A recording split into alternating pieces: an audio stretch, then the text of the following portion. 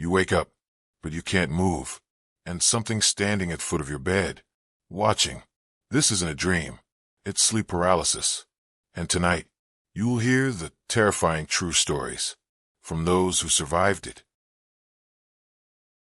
The first time I saw him, I thought my mind was playing tricks on me.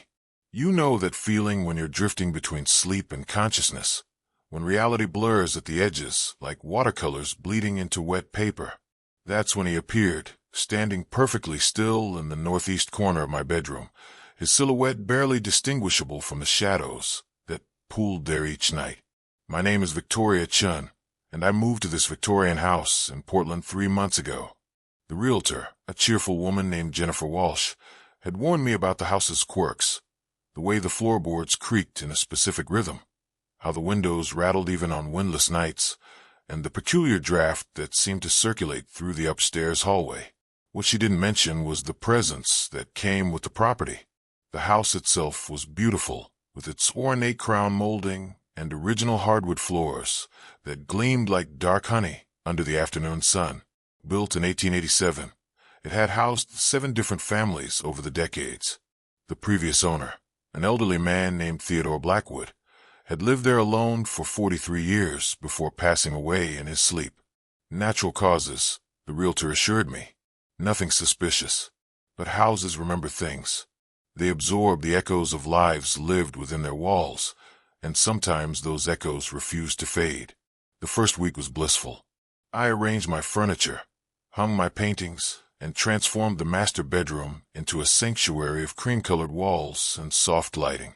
I placed my bed against the western wall, leaving the northeast corner empty except for a vintage reading chair I had inherited from my grandmother. The chair faced the bed at an angle, its high back creating deep shadows that seemed to shift and dance in the lamplight. It was on the 8th night that I first saw him. I had been lying in bed, scrolling through my phone, when a movement in my peripheral vision made me look up. There, standing beside the reading chair, was the outline of a man. Tall, maybe 6 feet or more, with broad shoulders that seemed to block out the faint streetlight filtering through the curtains. He stood completely motionless, and even in the darkness, I could feel his gaze fixed upon me. My heart hammered against my ribs like a caged bird desperate for freedom. I fumbled for the bedside lamp, my fingers trembling as they found the switch. Light flooded the room, banishing the shadows to their proper places. The corner was empty. Just an overactive imagination, I told myself. New house jitters. Everyone experiences them. But deep down, I knew what I had seen. The second sighting came 3 nights later. This time, I woke from a dream about drowning in black water. The room was pitch dark, but my eyes went immediately to the corner. He was there again, closer this time. Close enough that I could make out more details in the ambient light from the hallway. He wore what appeared to be a dark suit, formal and old-fashioned. His face remained hidden in shadow, but I could see the pale gleam of his hands hanging at his sides. This time, I didn't reach for the lamp. Some primal instinct warned me against sudden movements. Instead, I lay perfectly still, watching him watch me. Minutes crawled by like hours. My breathing became shallow, controlled, as if making too much noise might provoke him into action.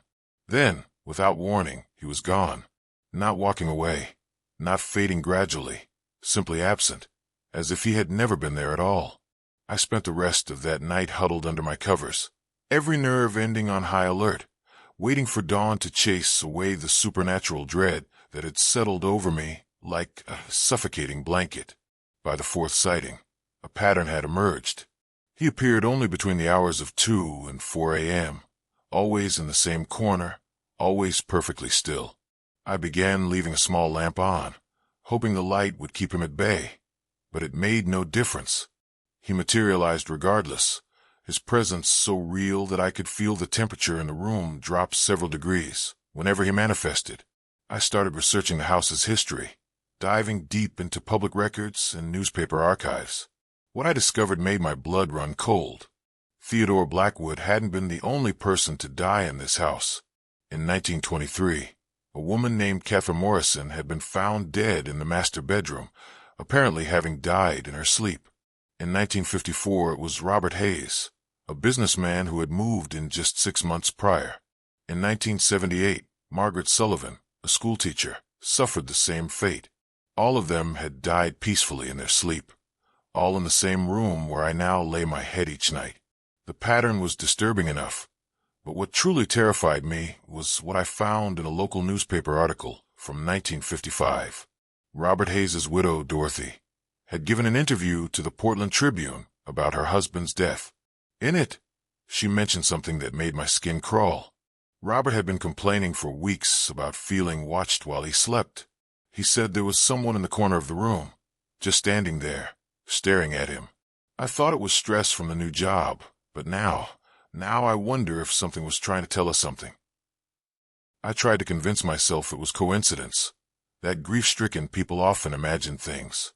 But as the sightings continued, the man in the corner became more substantial, more present. I could make out features of his face, sharp cheekbones, deep-set eyes that seemed to absorb light rather than reflect it, and thin lips that never moved, never smiled, never frowned. He was waiting for something. But what? The answer came to me during my 7th encounter with him. I had been lying awake, dreading his appearance, when I noticed something different. Instead of standing motionless, he was moving, slowly, almost imperceptibly. He was walking toward my bed. Each step was silent, but I could feel them vibrating through the floorboards, through my bones, through my very soul. The temperature plummeted until my breath came out in visible puffs. The shadows in the room seemed to deepen and writhe like living things. When he reached the foot of my bed, he stopped. For the first time, I could see his face clearly. It was gaunt, almost skeletal, with skin like aged parchment stretched too tight over sharp bones. His eyes were the worst part, not black or empty as I had expected, but filled with an endless, crushing sadness that seemed to pull at something deep inside my chest. He raised one pale hand and pointed at me.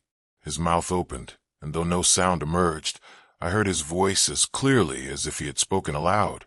It came from inside my head, cold and hollow as wind through a graveyard. "You're next." I tried to scream, but no sound came. I tried to move, but my limbs felt weighted down with lead. All I could do was lie there as he leaned closer, his face inches from mine, his breath like winter air against my cheek. Unless, his voice whispered in my mind. And then he told me, showed me really, images flashing through my consciousness like scenes from a nightmare. I saw the previous owners in their final moments, Catherine Morrison clutching her chest as her heart gave out, Robert Hayes gasping for air that wouldn't come, Margaret Sullivan convulsing as some invisible force squeezed the life from her lungs. And behind each death, orchestrating each demise, was the man in the corner. But he wasn't the killer. He was the warning. The house itself was the predator, feeding on the life force of those who slept within its walls. It had been doing so for over a century, growing stronger with each victim. The man in the corner was its first kill, bound to the place that had consumed his soul, condemned to watch helplessly as others suffered the same fate. Unless someone broke the cycle, he showed me what I had to do. In the basement, behind a wall that had been sealed up decades ago, lay his remains. His name had been William Ashford, and he had built this house in 1887 for his young bride. But something had gone wrong during construction. A worker had died in an accident, his blood soaking into the foundation. That death had awakened something ancient and hungry in the very bones of the structure. William had been the first to pay the price, dying just 3 months after moving in. But his love for the house, his connection to it as its creator, had trapped his spirit within its walls. For over a century, he had been trying to warn the living, but few could see him, and fewer still understood his message. The only way to stop the house's hunger was to give William's spirit what it craved most, proper burial and peace. I spent the next day gathering supplies, a sledgehammer, work gloves, and a flashlight. As evening approached, my hands shook with a combination of terror and determination. I had to try. The alternative was to become another mysterious death in the house's bloody history. The basement felt like descending into the earth's bowels. The air was thick and oppressive, tasting of mold and something else, something rotten that made my stomach churn. I found the sealed wall easily enough. It was newer than the surrounding stonework, obviously added years after the original construction. The first swing of the sledgehammer sent vibrations through my arms and seemed to echo through the entire house. The second swing created a small crack in the mortar. By the 10th swing, I had broken through. The smell that emerged from the opening was indescribable, decay and despair given physical form. I shone my flashlight into the cavity and saw them, bones, yellowed with age, still wearing the remnants of a dark suit. Among the remains lay a wedding ring and a small leather journal. As I reached for the journal, the temperature in the basement dropped so dramatically that frost began forming on the walls. Behind me, I heard footsteps on the stairs. I turned to see William Ashford descending, no longer the terrifying specter from my bedroom, but a man filled with desperate hope. His voice, when it came, was different now, warm, human, filled with gratitude. "Thank you." I opened the journal and read the final entry, dated September 15th, 1887. "The house is hungry. I can feel it feeding on Elizabeth, draining her strength night by night. She grows paler, weaker. I have tried to take her away, but the house won't let us leave. It has claimed us both. If anyone finds this, know that the house must be starved. Break its hold on the earth. Salt the foundation. Burn the bones that feed it. Only then will the dead find peace." Following William's instructions from beyond the grave, I gathered his remains and brought them upstairs. In the backyard, I built a proper pyre and gave him the burial he had been denied for so long. As the flames consumed his bones, I felt a shift in the house's atmosphere, like a held breath finally being released. The next morning, I salted the foundation as the journal had instructed, walking the perimeter of the house while sprinkling salt into every crack and crevice I could find. With each step, the oppressive weight that had been pressing down on me for weeks grew lighter. That night, for the first time since moving in, I slept peacefully. The corner remained empty, and the house settled into silence that felt natural rather than threatening. I lived in that house for 2 more years without incident. When I finally moved to take a job in Seattle, I made sure to tell the new owners, James and Patricia Murphy, about its history, not to frighten them, but to ensure they understood the importance of respecting the space and the souls who had found peace within its walls. Sometimes, even now, I wake in the middle of the night in my new apartment and glance toward the corner of my bedroom. It's always empty, but I remember the lesson William Ashford taught me. Sometimes the things that frighten us most are trying to save us, and sometimes the dead simply want someone to listen to their story. The house in Portland still stands, and as far as I know, no one has died there since William found his peace. But late at night, when the wind is just right, neighbors sometimes report seeing a warm light in the master bedroom window. Not the cold glow of electric bulbs, but the gentle flicker of candlelight. They say it's William and Elizabeth, finally together, watching over their home and ensuring that no other souls fall victim to the darkness that once consumed it. I choose to believe that's true. After all, some spirits deserve their happily ever after, even if it comes a century too late. The man in the corner who watched me sleep wasn't my enemy. He was my guardian angel, dressed in shadows and speaking in whispers, doing everything in his power to save my life. And in the end, we saved each other. The first thing you need to understand about paralysis is that your mind remains perfectly aware while your body becomes a prison. The second thing you need to know is that some prisons have visitors. My name is Victoria Chun, and I'm a sleep researcher at Northwestern University.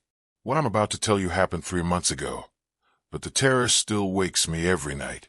The medical journals will never publish this.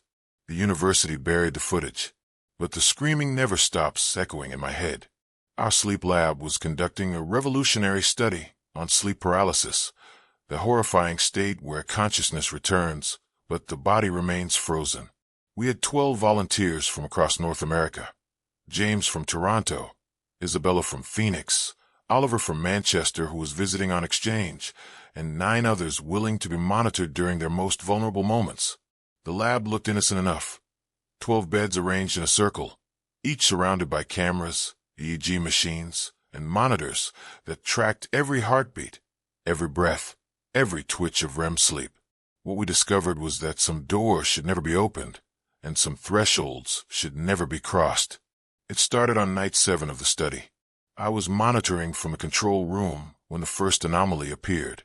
The temperature in the lab dropped 15 degrees in 30 seconds. Every machine registered the change, but there was no explanation.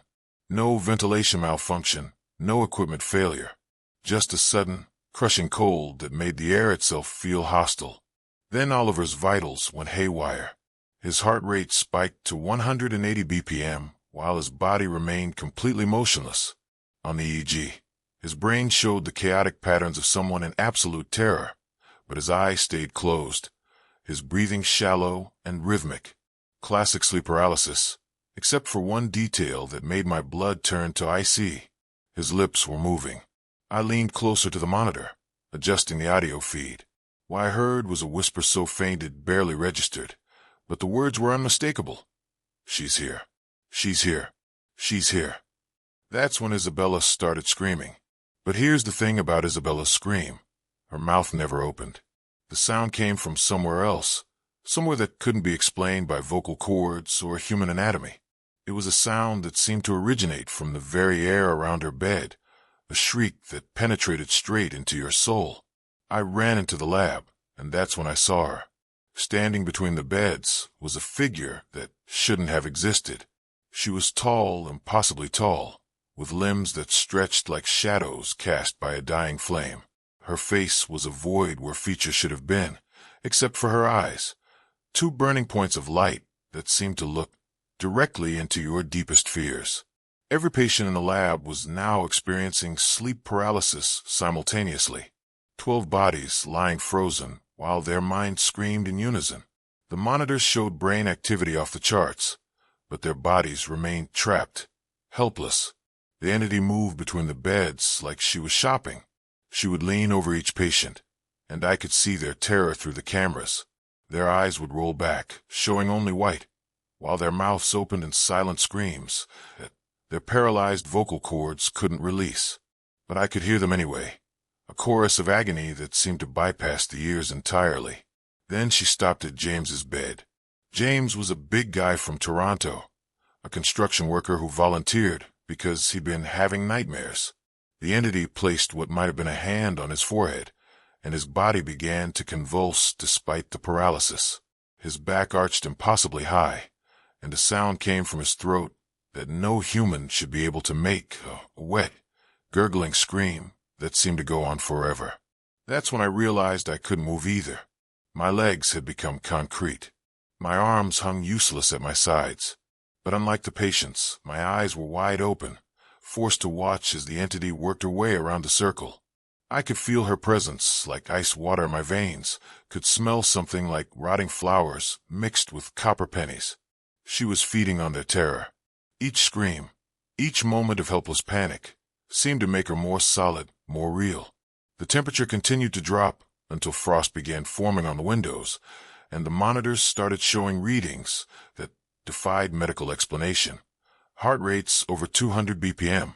Brain activity that suggested the patients were experiencing multiple deaths simultaneously. When she reached the bed of Catherine, a student from Dublin, something different happened. Catherine's eyes snapped open, and for just a moment she could speak.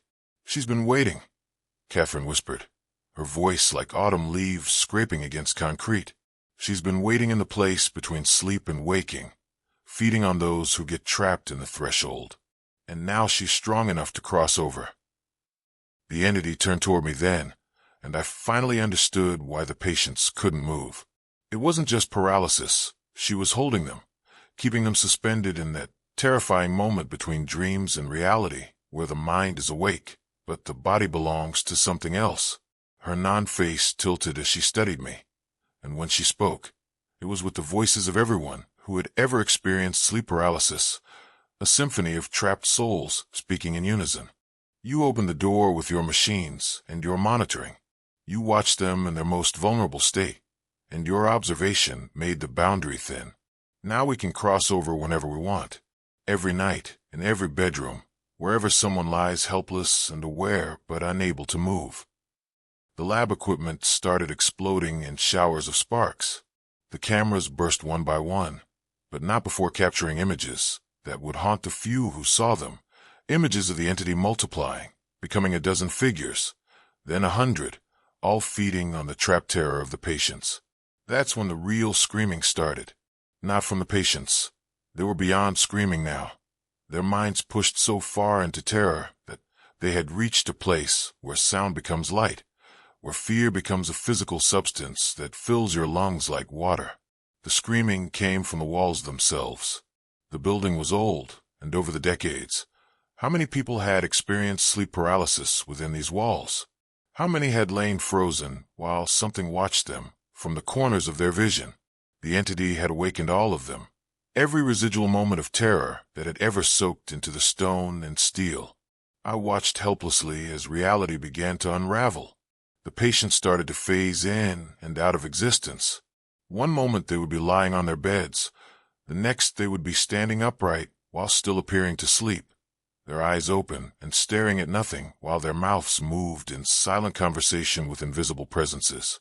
Oliver from Manchester began laughing, a sound like glass breaking in slow motion. Isabella started weeping tears that turned to icy before they could fall. James's construction worker hands began building something in the air, invisible structures that cast shadows despite being made of nothing. And through it all, the entity grew larger. She was feeding not just on their current terror, but on every nightmare they had ever had, every moment of childhood fear, every time they had woken up convinced something was watching them. She was becoming a repository of human dread, growing stronger with each heartbeat. That's when I realized the truth that made my sanity crack like thin ice. We weren't just studying sleep paralysis. We were creating a bridge. Our monitoring equipment, our cameras, our constant observation of people in their most vulnerable state. We had built a highway between the waking world and whatever exists in that space where consciousness goes when the body sleeps.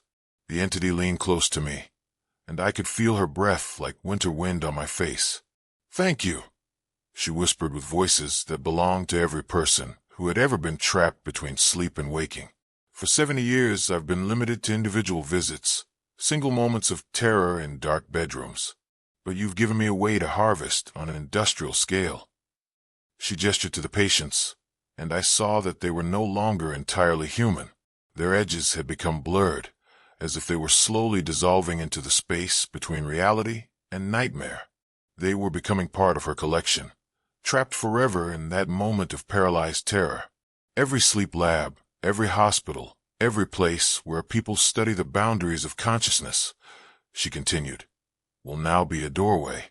And every person who experiences sleep paralysis will be feeding me, strengthening me, until I can walk freely in your waking world. The last thing I remember clearly was the sound of breaking glass as every window in the building shattered simultaneously. The entity was expanding, growing beyond the confines of the lab, reaching out with tendrils of darkness that began to seep through the walls. I woke up 3 days later in a psychiatric ward. The official report stated that there had been a mass psychotic episode, triggered by experimental sleep deprivation. All 12 patients were found in catatonic states, their minds apparently retreated so far into themselves that they might never return. The equipment was destroyed by what investigators called unprecedented electromagnetic interference. But I know the truth. I know because every night, when I try to sleep, I can feel her presence. Not just watching me, but inside the very act of falling asleep itself. She's there in that moment when consciousness starts to fade, when the body begins to shut down, but the mind remains aware. And I know, because the reports started coming in from around the world within weeks. Sleep labs in London, Berlin, Sydney, Vancouver, all reporting similar incidents. Patients trapped in paralysis while experiencing unprecedented levels of terror. Equipment failures. Staff members found catatonic, whispering about entities that feed on the space between sleeping and waking. She's spreading. Every person who has ever experienced sleep paralysis is now a potential doorway. Every moment of being trapped, aware but helpless, feeds her growing strength. She's building an army of terror, collected from the most vulnerable moments of human consciousness. But the worst part isn't what she's doing to others. The worst part is that I can still feel the paralysis. Right now, as I tell you this story, I can feel my body growing heavy, my limbs becoming unresponsive. She's still here, still feeding, and I'm starting to realize that I never actually woke up. I'm still in that lab. I'm still trapped in that moment between sleep and waking, and everything since then, the hospital, the reports, this very conversation, is just another layer of the nightmare she's weaving around my consciousness. And if you've listened this far, if you've really heard what I've been telling you, then you need to understand something terrible. She can travel through stories. Every person who truly understands the terror of being trapped between sleep and waking, every person who can imagine that helpless paralysis while something impossible watches from the shadows, they become a new doorway. Can you feel it starting? That heaviness in your limbs, that sense that something is standing just outside your vision, the way your breath is becoming shallow, controlled, like your body is preparing for sleep whether you want it to or not. She's here now. She's been waiting for you to understand, waiting for the story to create that bridge between your consciousness and hers. And now, as you realize what's happening, as the paralysis begins to set in, you'll discover what all of us learned too late. The screaming you'll hear won't be coming from your throat. It will be coming from every person who has ever been trapped in that space between dreams and reality, a chorus of voices that grows louder with each new victim, each new doorway, each new person who learns that some knowledge comes with a price. Welcome to her collection. Welcome to the place where consciousness goes to scream. And remember, as the darkness closes in and your body becomes a prison, she's not just feeding on your terror. She's learning from it, growing stronger, preparing for the day when she won't need doorways at all. The screaming never stops, but you'll get used to it. Everyone does. Eventually. The ancient floorboards of the Victorian mansion groaned beneath Detective James Morrison's boots as he stepped into what would become his personal nightmare. The real estate agent, Catherine Webb, had been unusually eager to close the deal, too eager, he would later realize. The price was suspiciously low for such a grand property in downtown Boston, but James attributed it to the current market conditions. Previous owners moved out rather suddenly, Catherine had mentioned, her voice carrying an odd tremor. Family emergency, you understand. What she didn't mention was that the previous owners, the Henderson family, had fled in the middle of the night, leaving behind everything except the clothes on their backs and a note scrawled in desperate handwriting. IT knows when you're asleep. James Morrison was a rational man. 23 years with the Boston Police Department had taught him to rely on facts, not superstition. He specialized in cold cases, spending his days piecing together fragments of long-forgotten crimes. The idea of settling into a quiet home where he could work on his cases in peace seemed perfect. The first week passed without incident. James set up his home office in the master bedroom, spreading case files across an antique oak desk. The room faced east, catching the morning sun through tall windows, draped with heavy burgundy curtains that the previous owners had left behind. Everything seemed normal. It was on the 8th night that it began. James had always been a light sleeper, a professional hazard that served him well in his line of work. But that night, he fell into an unusually deep slumber around midnight. The house settled into its nightly rhythm of creaks and sighs, the old wood expanding and contracting with the changing temperature. At exactly 3:07 a.m., James's eyes snapped open. The room was darker than it should have been. Even with the curtains drawn, some ambient light from the street usually filtered through, but now the darkness was absolute. It pressed against him like a physical weight, thick and suffocating.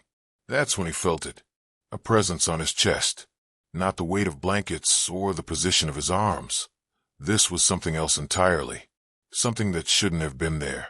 The pressure was deliberate, intelligent, as if something was sitting directly on his ribcage, pinning him to the mattress. James tried to move, to sit up, to call out, but his body wouldn't respond. His muscles felt locked in place, frozen by some invisible force. Only his eyes could move, darting frantically around the room, searching for the source of this terror.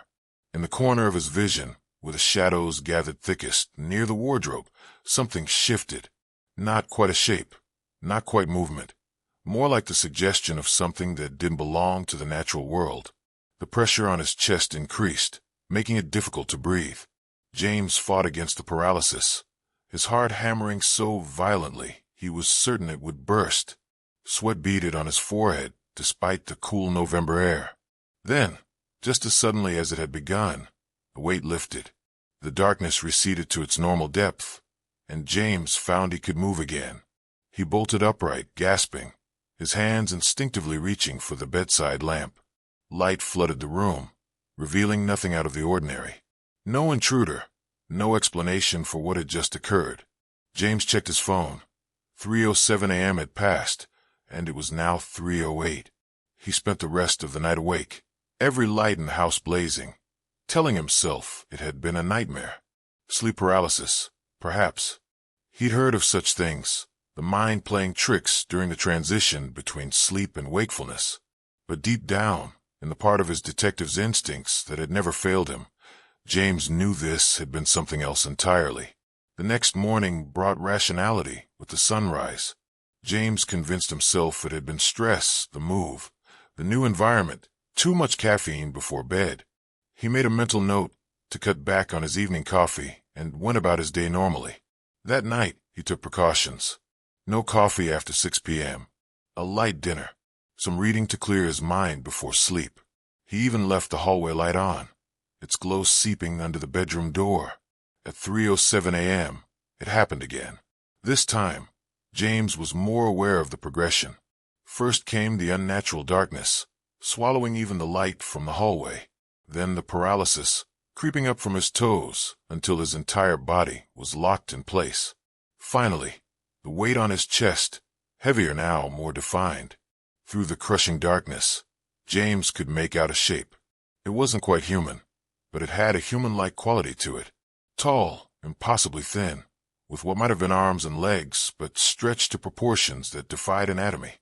It sat perched on his chest like some grotesque bird, its presence radiating a cold that seemed to seep into his very bones. James tried to scream, but no sound emerged. The thing on his chest shifted slightly, and he could swear he felt it looking at him, studying him with an interest that was both alien and terrifyingly personal.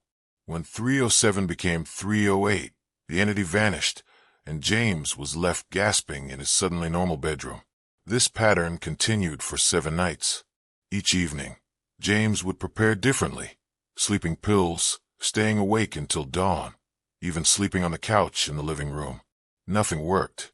At 3:07 a.m., no matter where he was in the house, the darkness would find him, the paralysis would claim him, and the shadow would sit upon his chest.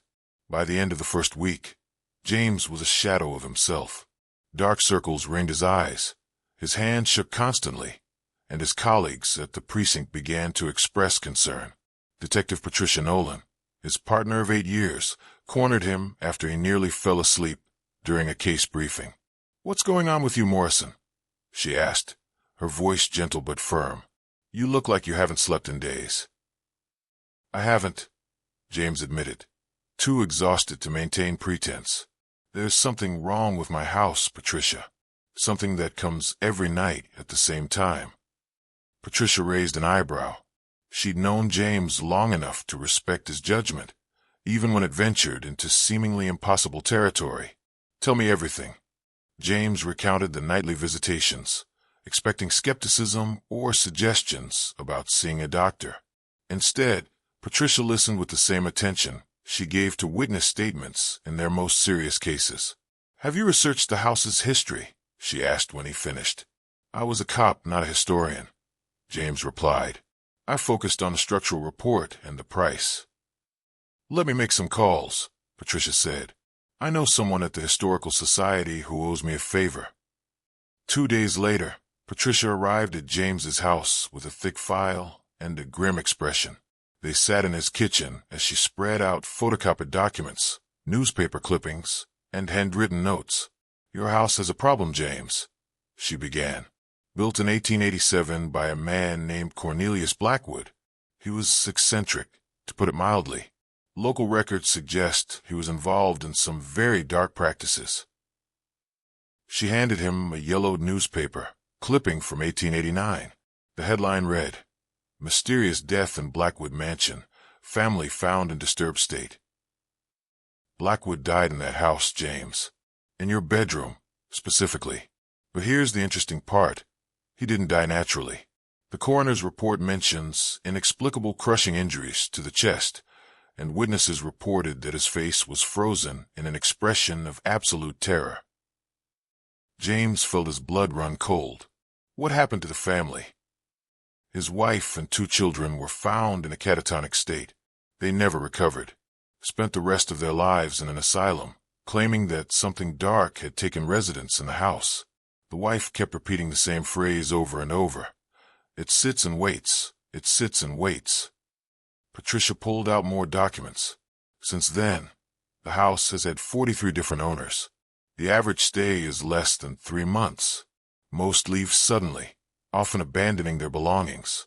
There have been 17 documented cases of people experiencing what they described as nightly visitations at exactly 3:07 a.m.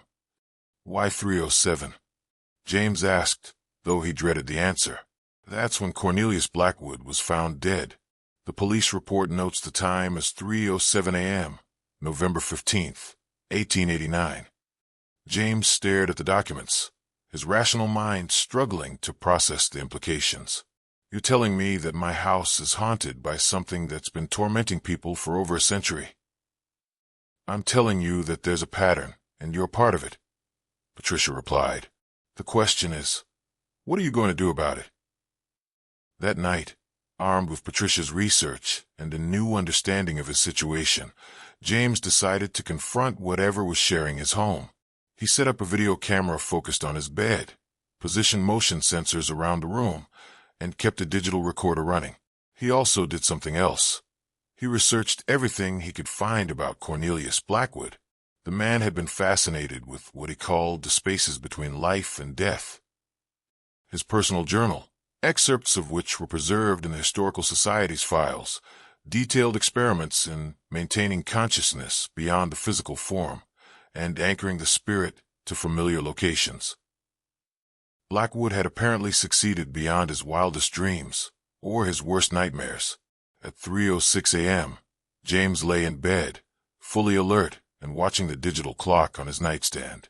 The seconds ticked by with agonizing slowness. 3 hours, 6 minutes, and 58 seconds. 3 hours, 6 minutes, and 59 seconds. 3 hours and 7 minutes. The darkness crashed down like a physical weight. Every electronic device in the room, the camera, the motion sensors, the recorder, went completely dead. The paralysis seized James immediately, but this time he was ready for it. Instead of fighting the sensation, he focused on observing, on gathering information like the detective he was. The shadow that settled on his chest was more solid than before, more defined. James could make out features now. A gaunt face with hollow cheeks and eyes that reflected no light, but seemed to absorb it.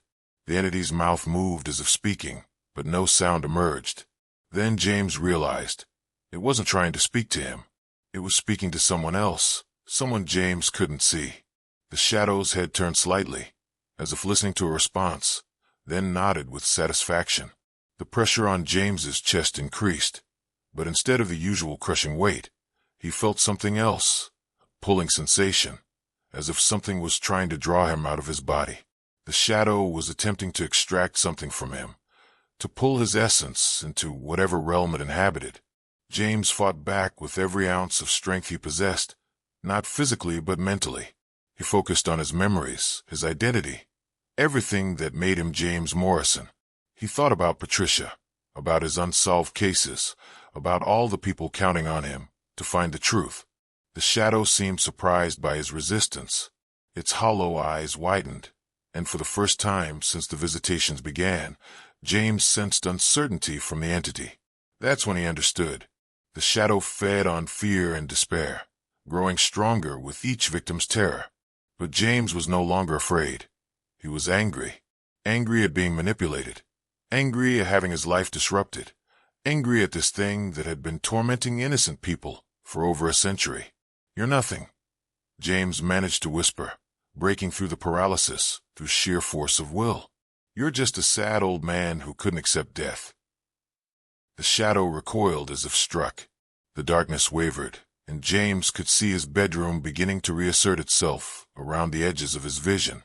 "Cornelius Blackwood," James continued, his voice growing stronger. "I know who you are.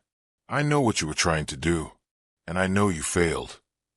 The entity let out what might have been a shriek, though James heard it more in his mind than through his ears. The weight on his chest lifted abruptly, and the shadow began to dissolve at the edges. "You're not anchored to this place by your experiments," James said, sitting up in bed as normal light returned to the room. "You're anchored by your fear of what comes after death, your fear of judgment, your fear of the unknown." The shadow was barely visible now, more suggestion than substance. James stood up, towering over the diminishing entity. "It's time to go, Cornelius. It's time to face whatever you've been running from for 134 years. The last thing James saw was what might have been relief in those hollow eyes before the shadow faded completely. The oppressive atmosphere that had plagued the house lifted like fog before sunrise, leaving behind only the normal sounds of an old house settling for the night. James checked his phone, 3:08 a.m. The visitations never resumed. James slept peacefully in his Victorian mansion for many years to come, occasionally wondering what had become of Cornelius Blackwood's spirit. Had it finally found peace, or had it simply moved on to torment someone else? He never found a definitive answer, but sometimes, when working late on cold cases in his home office, James would pause and listen to the house around him. The creaks and sighs of old were just that now, natural sounds without malevolent presence. Years later, when Patricia asked him what he thought had really happened that night, James gave her the same answer he gave to anyone who inquired about his haunted house experience. Sometimes the dead need to be reminded that they're dead, and sometimes they need to be reminded that the living aren't willing to go quietly into whatever darkness they're trying to drag us into. The house still stands in downtown Boston, and James Morrison still lives there. The property value has actually increased over the years, though James has never bothered to mention to potential buyers that it comes with a very interesting history. After all, some stories are better left as just that, stories. But if you ever find yourself walking past a certain Victorian mansion on a cold November night, and you happen to glance up at the master bedroom window, you might notice that the light is always on at 3:07 a.m., just in case. The old Victorian mansion on Maple Street had been vacant for 3 years before James Morrison decided to rent it. The real estate agent, Patricia Collins, had been almost too eager to hand over the keys, her British accent trembling slightly as she mentioned the excellent value and vintage charm. What she didn't mention were the scratches in the ceiling plaster of the master bedroom, or why the previous 4 tenants had broken their leases within 2 months. James was a practical man. At 32, he worked as a software engineer for a tech company in downtown Seattle, spending his days debugging code and his nights playing guitar. He needed space, quiet, and most importantly, affordable rent. The mansion offered all 3, plus something he hadn't expected, an immediate sense of being watched. It started on his 3rd night. James had always been a heavy sleeper, the kind of person who could fall asleep during thunderstorms. But that Tuesday night, something yanked him from the depths of sleep at exactly 3:17 a.m. His digital clock cast its green glow across the unfamiliar room, and in that eerie light, he noticed something that made his blood run cold. The ceiling directly above his bed was moving, not swaying or settling like old houses do, moving like something was pressing against it from above, creating small bulges that traveled across the plaster in slow, deliberate patterns, back and forth, like something was pacing in the attic space above his room. James lay perfectly still, his body seized by an inexplicable paralysis. He wanted to get up, to investigate, to do anything other than lie there like prey, but his limbs felt heavy as concrete, his throat tight as a closed fist. All he could do was watch as the bulges in the ceiling grew more pronounced, more urgent. Then came the sound. Scritch, scritch, scritch. Fingernails, or claws, scratching against wood and plaster with methodical precision. The sound seemed to come from everywhere at once, echoing through the walls of the old house like whispers in a cathedral. By morning, James had convinced himself it was rats. Old houses had rats. The paralysis was just sleep paralysis, a medical condition he'd read about online. Perfectly explainable, perfectly rational. But deep down, in that primitive part of his brain that still remembered when humans were prey, he knew he was lying to himself. The next night, James deliberately stayed awake until 3 a.m., laptop open, working on a project. When the clock hit 3:17, his laptop screen suddenly went black. Not dead black, as if something had stepped between him and the light. The scratching began immediately. This time, James forced himself to move. Fighting against the leaden weight in his limbs, he managed to turn on his bedside lamp. The yellow light revealed fresh scratches in the ceiling plaster, deep gouges that formed a pattern he couldn't quite decipher. But what made him stumble backward, knocking over his guitar, was the realization that the scratches weren't random. They spelled something. HLPME. James called his friend Mitchell the next morning, a fellow engineer who lived across town. Mitchell came over that evening with a six-pack of beer and a healthy dose of skepticism. "Look, buddy," Mitchell said, examining the ceiling with a flashlight. "These scratches could be old. Previous tenant, maybe. Or settling. Old houses do weird things." They set up Mitchell's tablet to record the bedroom overnight.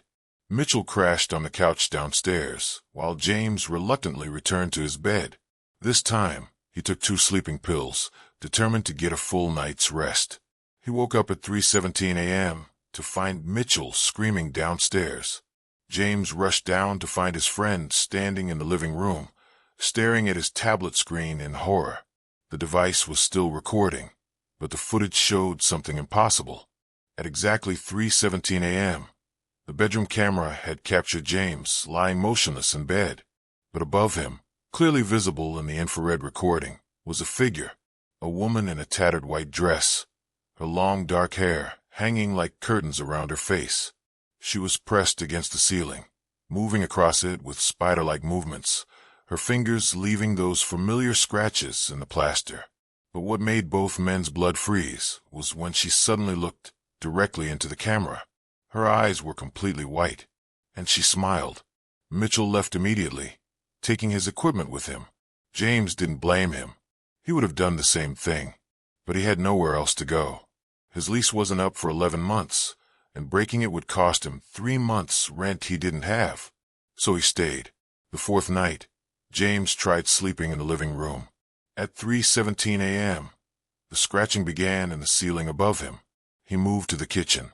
The scratching followed. He went to the basement. The scratching came from floorboards above his head. There was no escaping her. On the 5th night, James discovered something that changed everything. While researching the house's history at the public library, he found a newspaper article from 1923. The headline read, "Local woman found dead in attic space." The article described how Catherine Blackwood, age 28, had been found dead in the attic of the Victorian mansion. She had been missing for 2 weeks before neighbors reported a strange smell. The coroner ruled it an accident. She had apparently gotten lost in the narrow crawl space between floors and couldn't find her way out. But there was something else. Something the article mentioned in passing that made James's hands shake as he read it. Catherine had been found with her fingernails worn down to the bone. The wooden beams around her body were covered in scratch marks, as if she had spent her final days clawing desperately at the ceiling, trying to get someone's attention, trying to get someone to help her. That night, James didn't even try to sleep. He sat in a chair in the middle of his bedroom, waiting. At 3:17 a.m., the scratching began as usual, but this time, instead of cowering, James spoke to the darkness above. "Catherine," he said, his voice barely a whisper. "Catherine Blackwood." The scratching stopped immediately. For a moment, the house was silent as a tomb. Then, slowly, a new sound began. Not scratching this time, but something worse. Something that made James's sanity teeter on the edge of a cliff. Weeping. Soft, heartbroken sobs coming from the ceiling above his bed. The sound of someone who had been alone for far too long, who had been trying desperately to communicate with the living world, only to be ignored, dismissed, explained away. "I know you're there," James continued, fighting to keep his voice steady. "I know you've been trying to tell people what happened to you." The weeping grew louder, more desperate, and then, in a voice like autumn leaves scraping across concrete, she spoke. "So cold, alone." James felt tears streaming down his own face. This wasn't a monster. This wasn't some malevolent spirit seeking revenge. This was a woman who had died afraid and alone, whose spirit had been trapped in the space between spaces for nearly a century, trying desperately to make contact with the living world. "What do you need?" James asked. "How can I help you?" The response came in the form of more scratching, but this time James paid attention to the pattern. It wasn't random. It was coordinates. The next morning, James went to the attic access panel in the hallway ceiling. The ladder was old and creaky, but it held his weight. The attic space was cramped and dusty, filled with cobwebs and the musty smell of decades.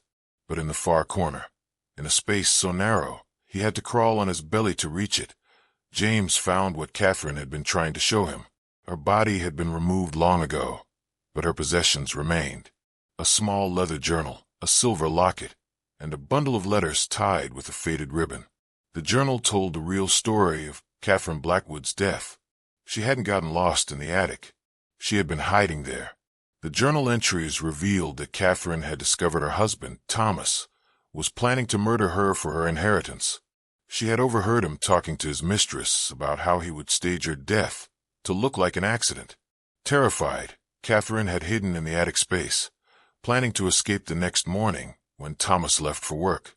But Thomas had been smarter than she thought. He had nailed the attic access shut from the outside, trapping her in the narrow space.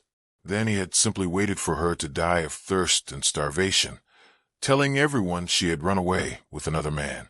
The letters were love notes from Catherine to a man named William Chun, revealing that she had been planning to divorce Thomas and marry William instead.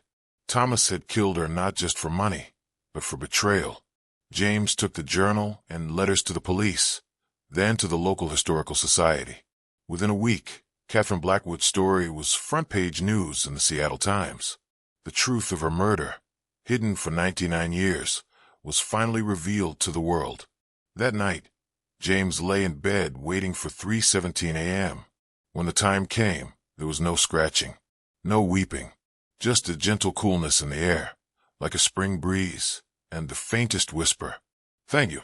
James never saw Catherine again, but sometimes, late at night, he would hear what sounded like footsteps moving away from the house, growing fainter and fainter until they disappeared entirely.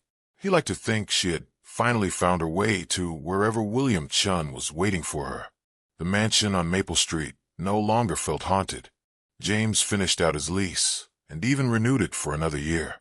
He never had trouble sleeping again, and the only sounds in the night were the normal creaks and groans of an old house settling into peaceful rest. But sometimes, when he told this story to friends, James would mention one final detail that still gave him chills. On his last night in the attic, while gathering Catherine's possessions, he had noticed something carved into one of the wooden beams. Fresh carving, done with fingernails worn to the bone. James Morrison, thank you for listening. She had known his name all along, and she had been waiting 99 years for someone who would finally hear her desperate plea for help.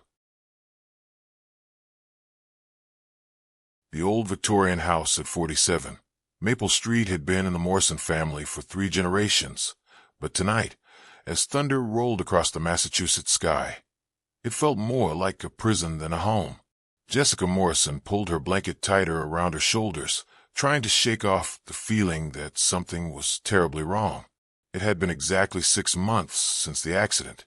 6 months since her younger sister Olivia had died in that horrible car crash on Route 9.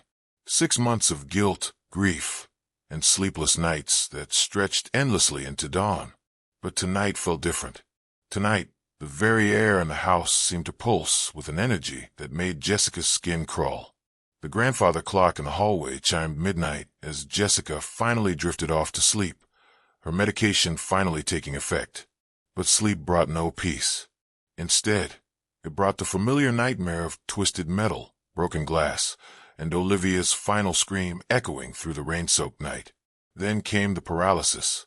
Jessica's eyes snapped open at 3:17 a.m., but her body remained frozen, trapped in that terrifying state between sleep and wakefulness. Her muscles refused to obey her desperate commands to move. She could only lie there, helpless, as panic flooded through her veins like ice water. But this time was different. This time, she wasn't alone. Through her peripheral vision, Jessica could see the bedroom door. It stood slightly ajar, just as she'd left it. But now, in the gap between the door and the frame, stood a figure. At first, it was just a shadow, darker than the surrounding darkness. But as her eyes adjusted, the figure became clearer, more defined. It was tall, slender, wearing what looked like a white nightgown that seemed to glow with its own ethereal light. Jessica's heart hammered against her ribs as recognition dawned. The long auburn hair, the delicate features, the small scar above the left eyebrow from a childhood accident. It was Olivia. But this wasn't the Olivia she remembered. This version of her sister moved with an unnatural stillness, her feet never quite touching the floor. Her skin was pale as moonlight, and her eyes, God, her eyes, they were completely black, void of any warmth or life. The figure stood motionless for what felt like hours, simply watching. Jessica tried to scream, tried to move, tried to do anything, but her body remained trapped in paralysis. All she could do was watch as her dead sister stood guard at her door like some supernatural sentinel. Then Olivia began to move. She glided forward with impossible silence, her nightgown billowing around her as if moved by some unseen wind. As she drew closer, Jessica could see that her sister's lips were moving, forming words that made no sound. Her mouth opened and closed in a rhythmic pattern, as if she were trying to communicate something urgent. The temperature in the room plummeted. Jessica's breath became visible in small puffs, and frost began to form on the windows. The very air seemed to thicken, pressing down on her chest like a weight. Olivia stopped at the foot of the bed, her black eyes fixed on Jessica's face. For a moment, neither moved. Then, slowly, deliberately, Olivia raised her hand and pointed toward the closet door. That's when Jessica heard it. A soft scratching sound coming from inside the closet. Scratch, scratch, scratch, like fingernails dragging across wood. The sound grew louder, more insistent. Soon it was joined by others. A low moan, the creak of old floorboards, the rustle of fabric. It was as if the entire house had come alive with unseen presences. Olivia's mouth opened wider now, and though no sound emerged, Jessica could somehow understand what she was trying to say. The words formed in her mind with crystal clarity. They're coming for you. The closet door began to rattle on its hinges. The scratching became frantic, desperate. Whatever was inside was trying to get out. Jessica's paralysis broke suddenly, violently. She gasped and bolted upright, her body drenched in cold sweat. The room was empty. The temperature was normal. The closet door hung open slightly, revealing nothing but clothes and shadows. But on her nightstand, where nothing had been before, sat a single white rose, the same type Olivia used to pick from their mother's garden, the same type they had placed on her coffin. Jessica reached for her phone with trembling hands and dialed her brother David in California. It rang 3 times before his groggy voice answered. Jess, it's 3 in the morning. What's wrong? David, I need to ask you something, and I need you to be honest with me. Have you been having dreams about Olivia? There was a long pause. When David spoke again, his voice was tense. What kind of dreams? The kind where she's trying to warn us about something. Another pause. Jesus, Jess, I didn't want to worry you, but yeah, for the past week. She keeps pointing at things, trying to tell me something. Last night, she was pointing at the newspaper. There was an article about that serial killer they've been hunting in New England. The one who breaks into houses and... David's voice trailed off as the implication hit them both. "Lock your doors," he whispered. "Lock them now." Jessica was already moving, her bare feet slapping against the cold hardwood as she rushed downstairs. She checked the front door. Unlocked. The back door. Also unlocked. The basement door stood wide open, though she was certain she'd closed it before bed.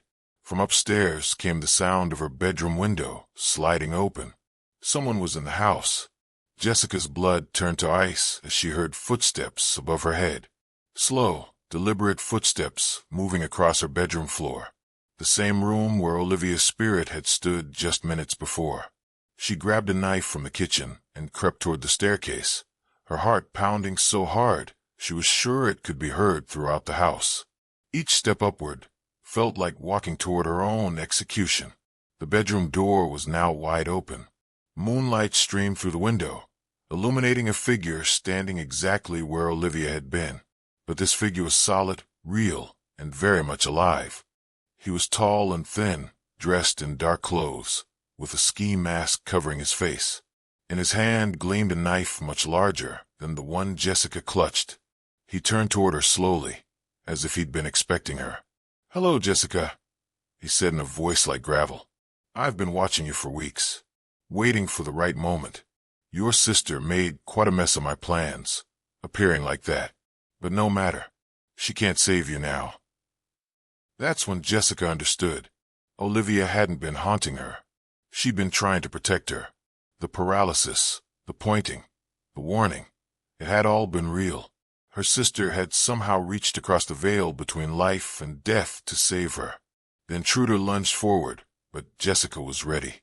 As he moved, the temperature in the room dropped again. The lights flickered, and for just a moment, she saw Olivia standing behind him, her ghostly hand reaching out. The killer stumbled as if pushed by invisible hands. He crashed into the dresser, his knife flying across the room. Jessica didn't waste the opportunity. She ran. She made it to her car and sped away, calling 911 as she drove.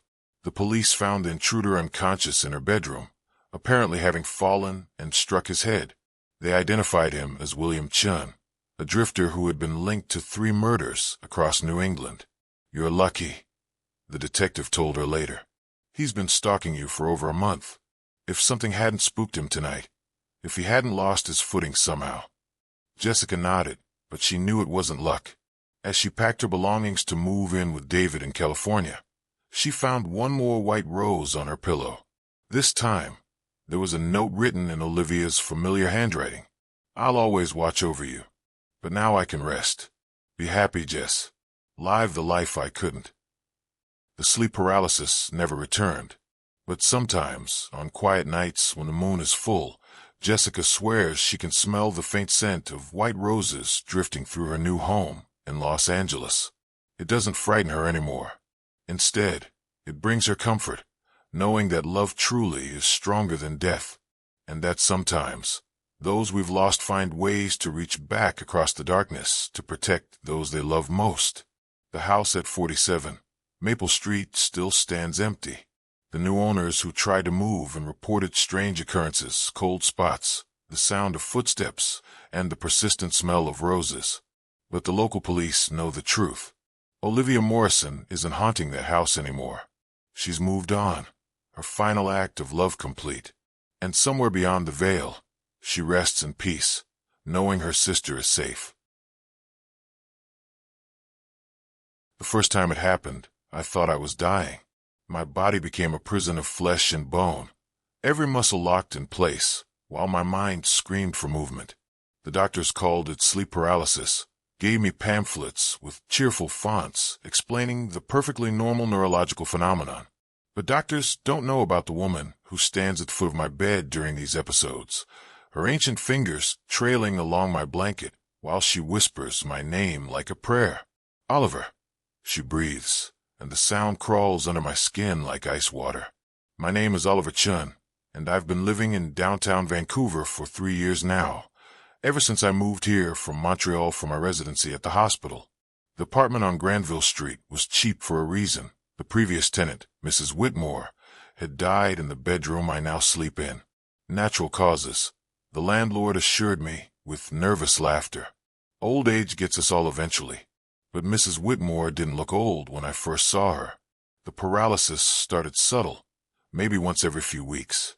I'd wake in the dead of night, unable to move, watching shadows dance on my ceiling until the spell broke. Normal enough, according to my medical training. Stress, irregular sleep patterns, the demands of residency. Textbook triggers for parasomnia. Then she appeared.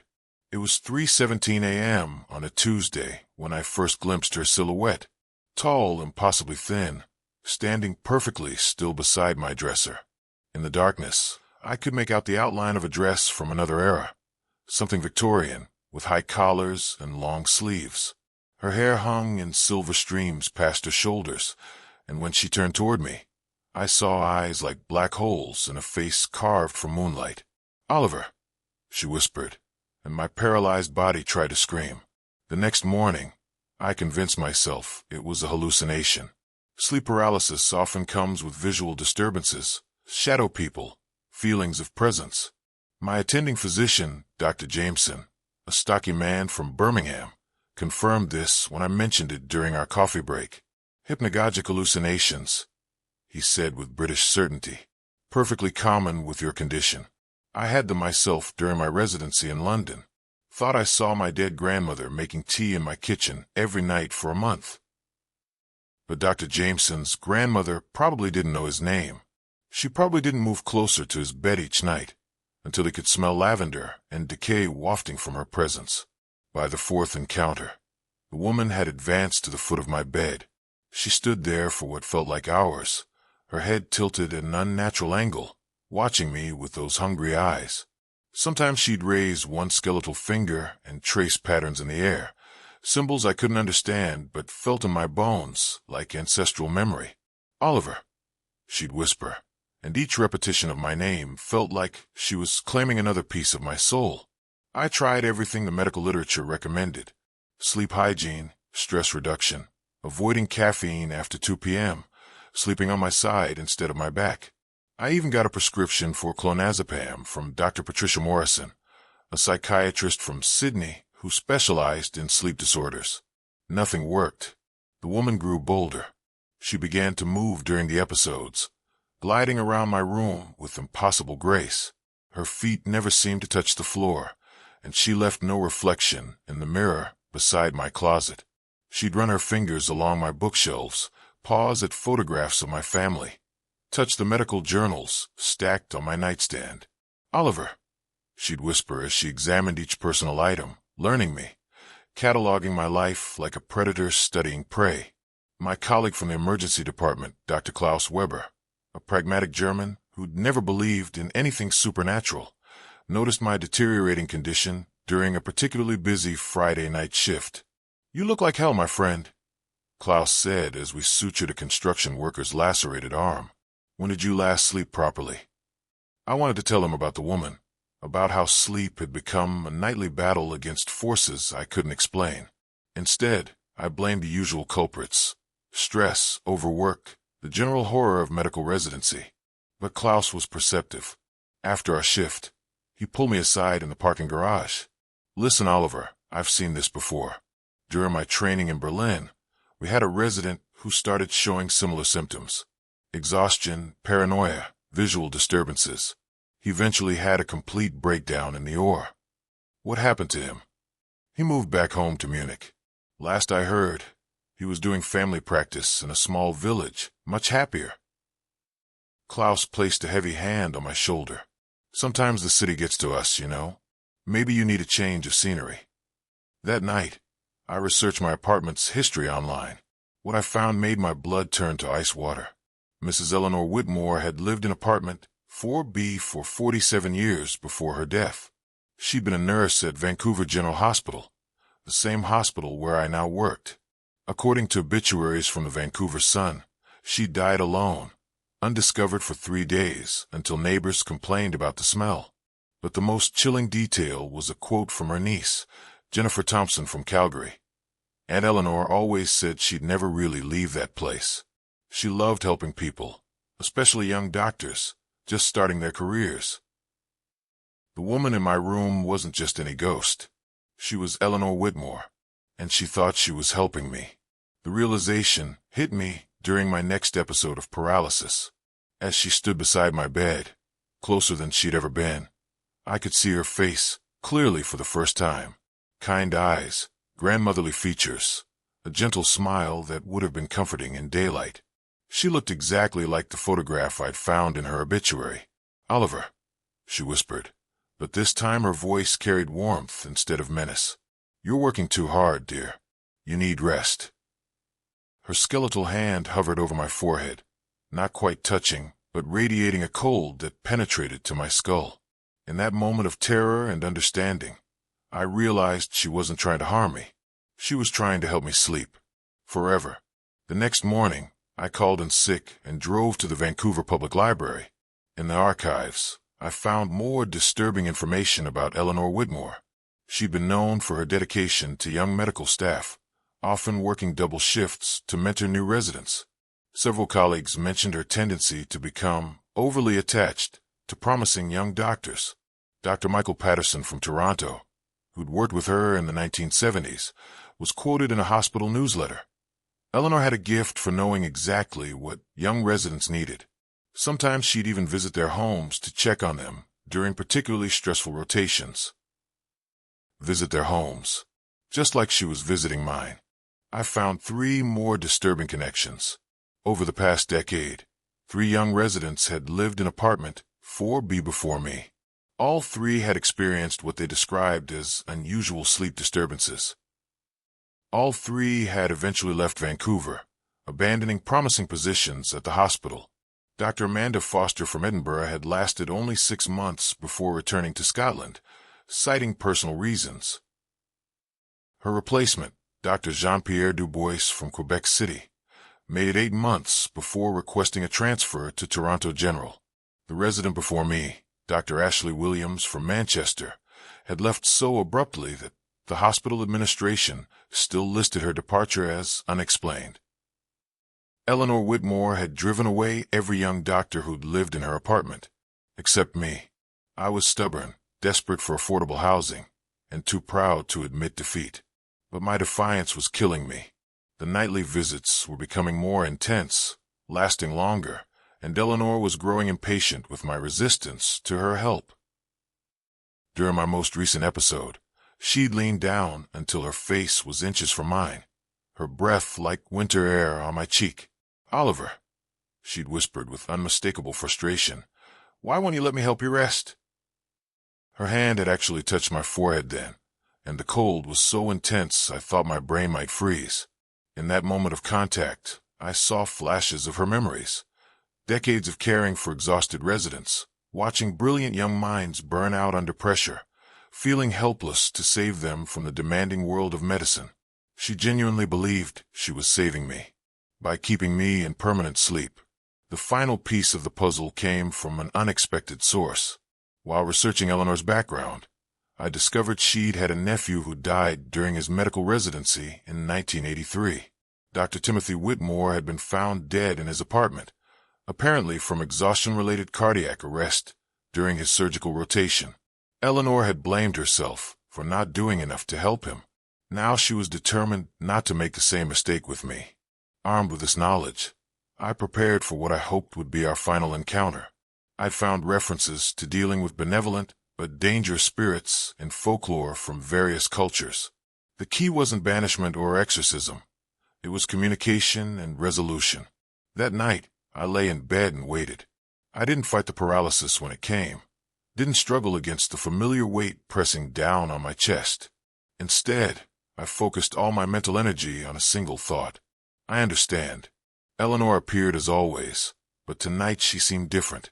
More solid, more present, as if my acceptance had strengthened her connection to this realm. "Oliver," she whispered, moving to stand directly beside my bed. Using every ounce of willpower, I managed to speak through the paralysis, something that should have been impossible. "Eleanor," I said, my voice barely a breath, "I know who you are." She froze, her ancient eyes widening with surprise. I know about Timothy, I continued. I know you're trying to help me the way you couldn't help him. Her translucent face crumpled with grief that had been carried for decades. But Eleanor, I whispered, feeling tears I couldn't wipe away streaming down my cheeks, I don't need to sleep forever. I need to live. I need to help people the way you did, but I can't do that if I'm dead. For a long moment, we stared at each other across the void between life and death, understanding passing between us like electricity. You were a good nurse, I told her. You helped so many people, but now you need to rest. Eleanor's form began to shimmer, becoming less solid. Oliver, she whispered one final time, but now my name sounded like a benediction instead of a claim. She smiled a real smile, full of warmth and peace, and began to fade. Take care of yourself, dear, she said as she disappeared completely. And take care of them. The paralysis broke immediately. I never saw Eleanor Whitmore again, but sometimes, on particularly difficult nights at the hospital, when I'm exhausted and doubting my abilities, I smell lavender in the air and feel a gentle presence encouraging me to continue. Not the obsessive attention of a spirit trying to claim me, but the supportive guidance of a nurse who finally understood that the best way to help someone isn't to take away their struggles, it's to give them strength to overcome them. I still live in apartment 4B. The rent is still cheap, but now I know why. And sometimes, when new residents at the hospital mention unusual dreams or sleep disturbances, I pay attention. Because Eleanor Whitmore taught me that sometimes the most dangerous help comes from those who love us enough to destroy us in the name of protection. But she also taught me that understanding can transform even the most terrifying experiences into something profound. My name is Oliver Chun, and I'm no longer afraid of the old woman who whispers my name, because now I understand what she was really trying to say. She was saying goodbye. The medical textbooks called it isolated sleep paralysis. Dr. Harrison explained it with clinical precision during my consultation in downtown Melbourne, a temporary inability to move while falling asleep or waking up, affecting roughly 8% of the population. Completely harmless, he assured me, adjusting his wire-rimmed glasses. Just my brain's sleep mechanisms getting their wires crossed.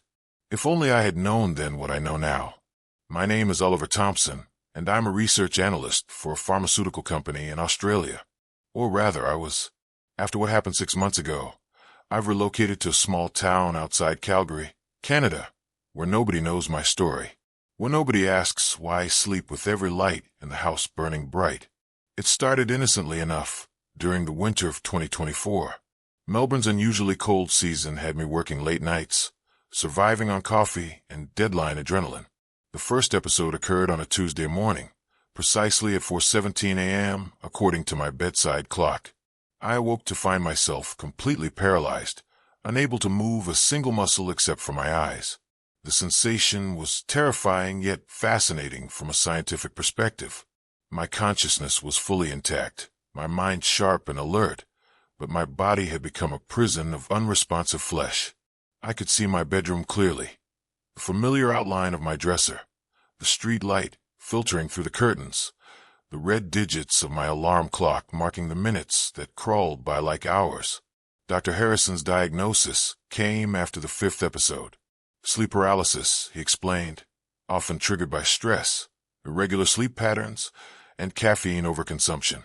He prescribed better sleep hygiene and mild sedatives if needed. Nothing to worry about, he said. Many people experience it without any lasting effects. For 3 weeks, his treatment worked perfectly. The episodes ceased, and I returned to my normal routine. I even joked about it with my colleague Jamie from the London office during our video conferences, describing the bizarre experience of being trapped in my own body while fully conscious. But then came the night that changed everything. It was March 15th when the paralysis returned, but this time, something was different. As I lay frozen in my bed, unable to move or speak, I heard it for the first time. A soft, rhythmic scratching sound coming from inside my bedroom walls. Scratch, scratch, scratch. The sound was deliberate, methodical, like fingernails dragging across wood in a specific pattern. During previous episodes, I had experienced the typical hallucinations Dr. Harrison had warned me about: shadowy figures, feelings of presence, the sensation of being watched. But this scratching was unlike anything he had described in our sessions. Scratch, scratch, scratch. The sound moved slowly along the wall beside my bed, traveling from the window toward the door with purposeful intent. Whatever was making the noise seemed to know exactly where I was, seemed to be tracking my position, even though I couldn't move. When the paralysis finally broke after what felt like an eternity, I immediately jumped up and examined the walls. Nothing. No marks, no damage, no explanation for what I had heard so clearly. I convinced myself it was just another hallucination, a more vivid manifestation of the sleep paralysis symptoms. Dr. Harrison had mentioned that auditory hallucinations were common, often involving voices, footsteps, or mechanical sounds. But the scratching returned the following week, and the week after that. Each episode followed the same terrifying pattern.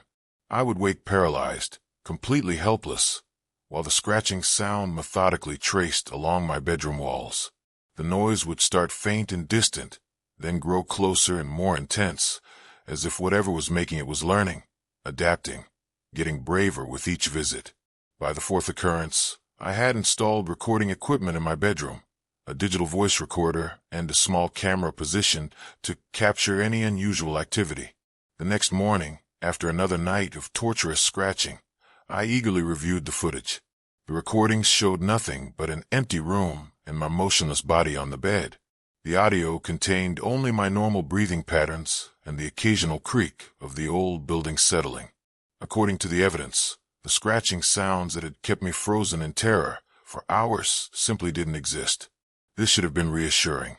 Instead, it filled me with an even deeper dread. I began researching sleep paralysis more extensively, diving into medical journals and case studies from universities across Europe and North America. Most sources confirmed Dr. Harrison's explanation: temporary muscle atonia combined with dreamlike hallucinations, completely benign and treatable. But buried deep in a psychiatric journal from the University of Edinburgh, I found a case study that made my blood run cold. Dr. Margaret Sterling had documented several patients who experienced persistent auditory hallucinations during sleep paralysis episodes. What made these cases unusual was the consistency of the sounds, always scratching, always following the same patterns, always seeming to originate from within the walls. More disturbing was Dr. Sterling's follow-up research. She had investigated the living situations of these patients and discovered something that defied medical explanation. In each case, the patients' homes had histories of previous tenants who had also reported similar experiences. Tenants who had eventually moved away, citing disturbances and unexplained noises. I immediately began investigating my own apartment building's history. The records were incomplete, but what I found was deeply unsettling. Over the past 15 years, my unit had housed 7 different tenants. Each had stayed for less than 2 years before moving out unexpectedly. The landlord, Mrs. Patterson, seemed nervous when I questioned her about the high turnover rate. "Some places just don't suit certain people," she said, avoiding eye contact. "Nothing wrong with the apartment itself, mind you. Just some folks find it a bit too quiet for their liking." Too quiet. The irony wasn't lost on me. The scratching episodes continued to escalate in both frequency and intensity. What had started as a weekly occurrence became nightly torment. The sounds grew louder, more aggressive, and began following new patterns that seemed almost like a coded communication. 3 short scratches, followed by 2 long ones, then silence. Repeated over and over until the paralysis broke. I started staying awake as much as possible, consuming dangerous amounts of caffeine and energy drinks to avoid sleep altogether. But exhaustion eventually won, and each time I succumbed to sleep, the paralysis would claim me, and the scratching would begin. During one particularly intense episode, something changed dramatically. As I lay frozen, listening to the now familiar scratching patterns, I became aware of something else, a presence in the room that felt different from my usual sleep paralysis hallucinations. This wasn't the typical shadow figure or sense of being watched. This was something intelligent, something that knew I was awake and aware, something that was deliberately communicating through the scratching sounds. As this realization hit me, the scratching abruptly stopped. The silence stretched for what felt like hours, and just as I began to hope the episode was ending, I heard something that nearly stopped my heart. A voice, clear and distinct, whispered directly into my ear. "You can hear us now." The paralysis broke immediately, and I bolted upright, my heart hammering against my ribs. I was alone in the room, but the air felt thick and heavy, as though it had recently been occupied by something that had no business being there. That was my breaking point. The next morning, I booked an emergency consultation with a specialist in Toronto who had published extensively on sleep paralysis disorders. Dr. Amanda Richardson was considered one of the leading experts in North America, and I was desperate for answers. Her initial assessment aligned with Dr. Harrison's diagnosis, but she was more thorough in her questioning. When I described the consistent scratching sounds and the voice I had heard, her expression grew serious. "Oliver," she said carefully, "I want you to understand that what you're experiencing may be more complex than typical isolated sleep paralysis. There are documented cases of what we call environmental sleep disorders, conditions where external factors seem to influence or trigger unusual sleep phenomena." She recommended immediate relocation as both a diagnostic test and a treatment approach.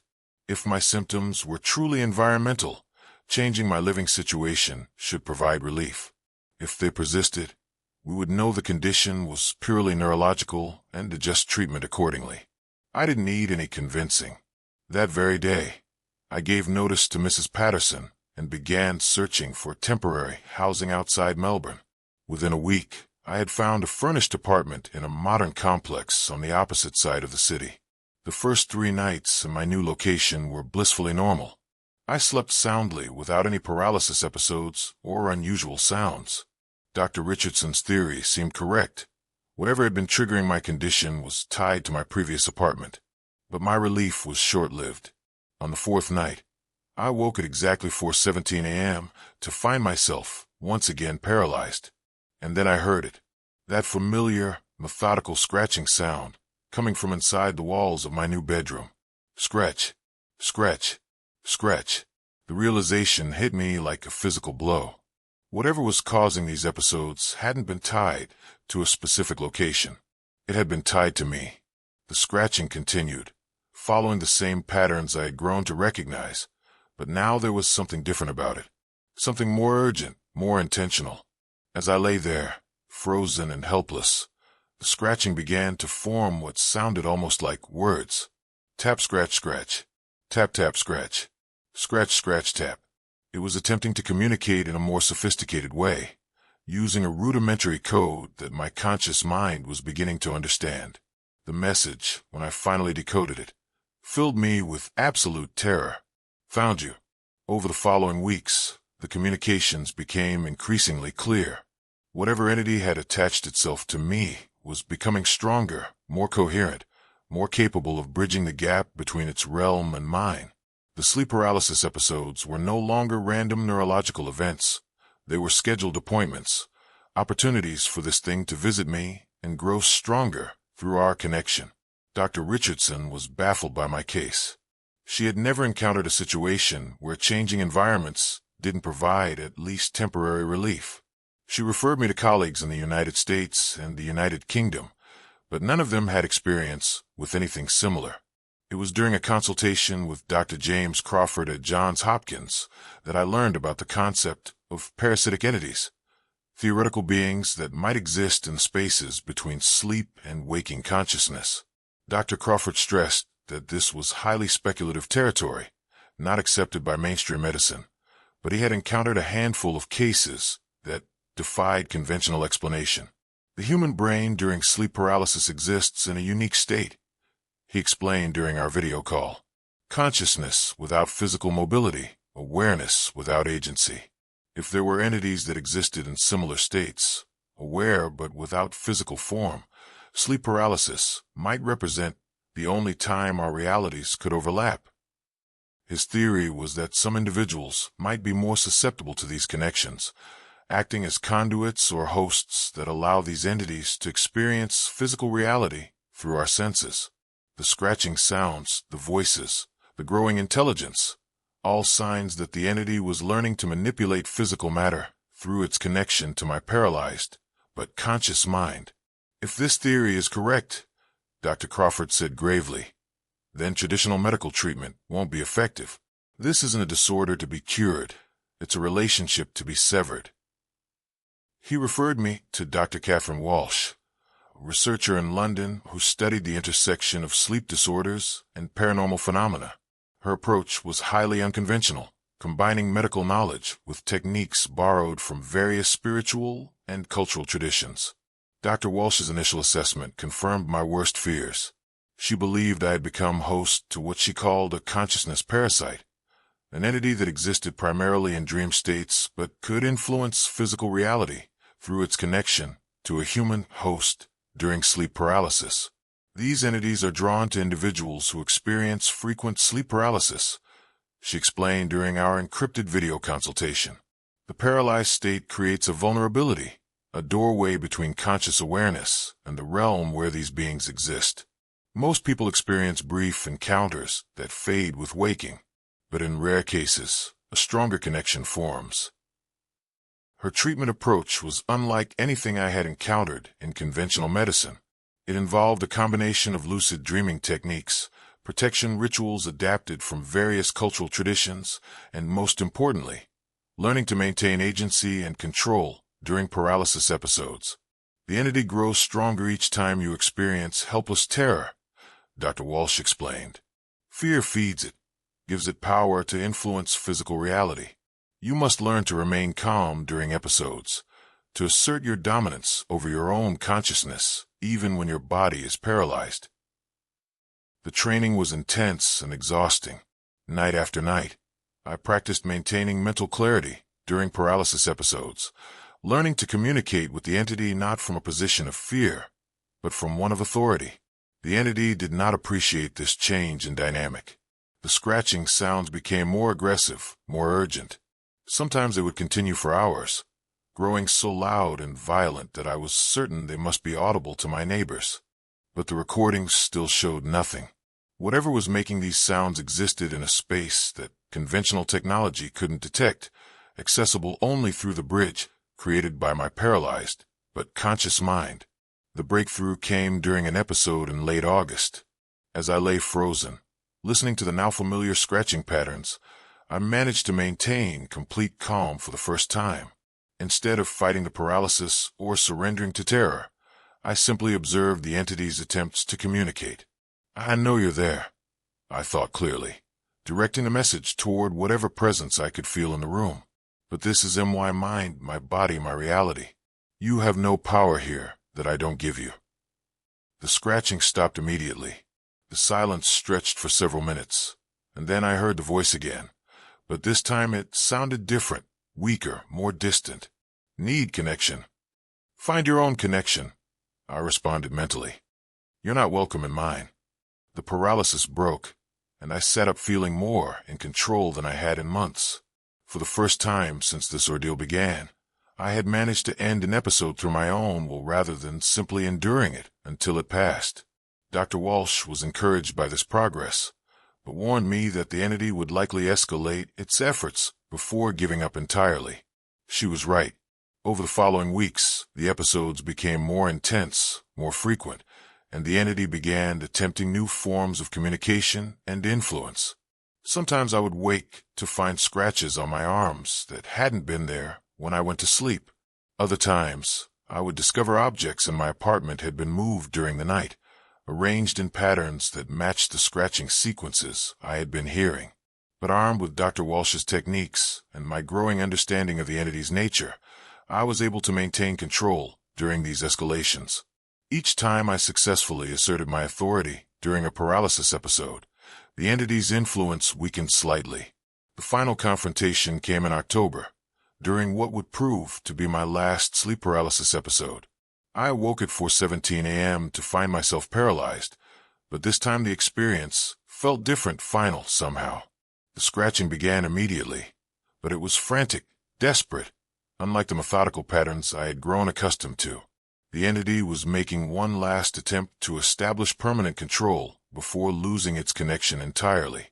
"Going away," the voice whispered, and for the first time, it sounded almost sad. "Yes," I replied mentally, feeling no sympathy for the creature that had tormented me for months. "You are, and you're never coming back." The scratching grew fainter and fainter until it faded completely. The paralysis broke, and I sat up knowing with absolute certainty that the ordeal was over. That was 6 months ago. I haven't experienced a single episode of sleep paralysis since that final night. I relocated to Canada partly to start fresh, partly to put as much distance as possible between myself and the location where this connection first formed. Dr. Walsh believes the entity has moved on to find a more vulnerable host, someone who will provide the fear and helplessness it needs to grow stronger. This thought keeps me awake some nights, knowing that somewhere, someone else might be lying paralyzed in their bed, hearing the first faint scratching sounds and assuming it's just another harmless hallucination. I've written this account partly as a record of my experience, partly as a warning. If you suffer from sleep paralysis and begin hearing consistent, patterned sounds during your episodes, especially scratching sounds that seem to come from within your walls, don't dismiss them as mere hallucinations. Pay attention to the patterns.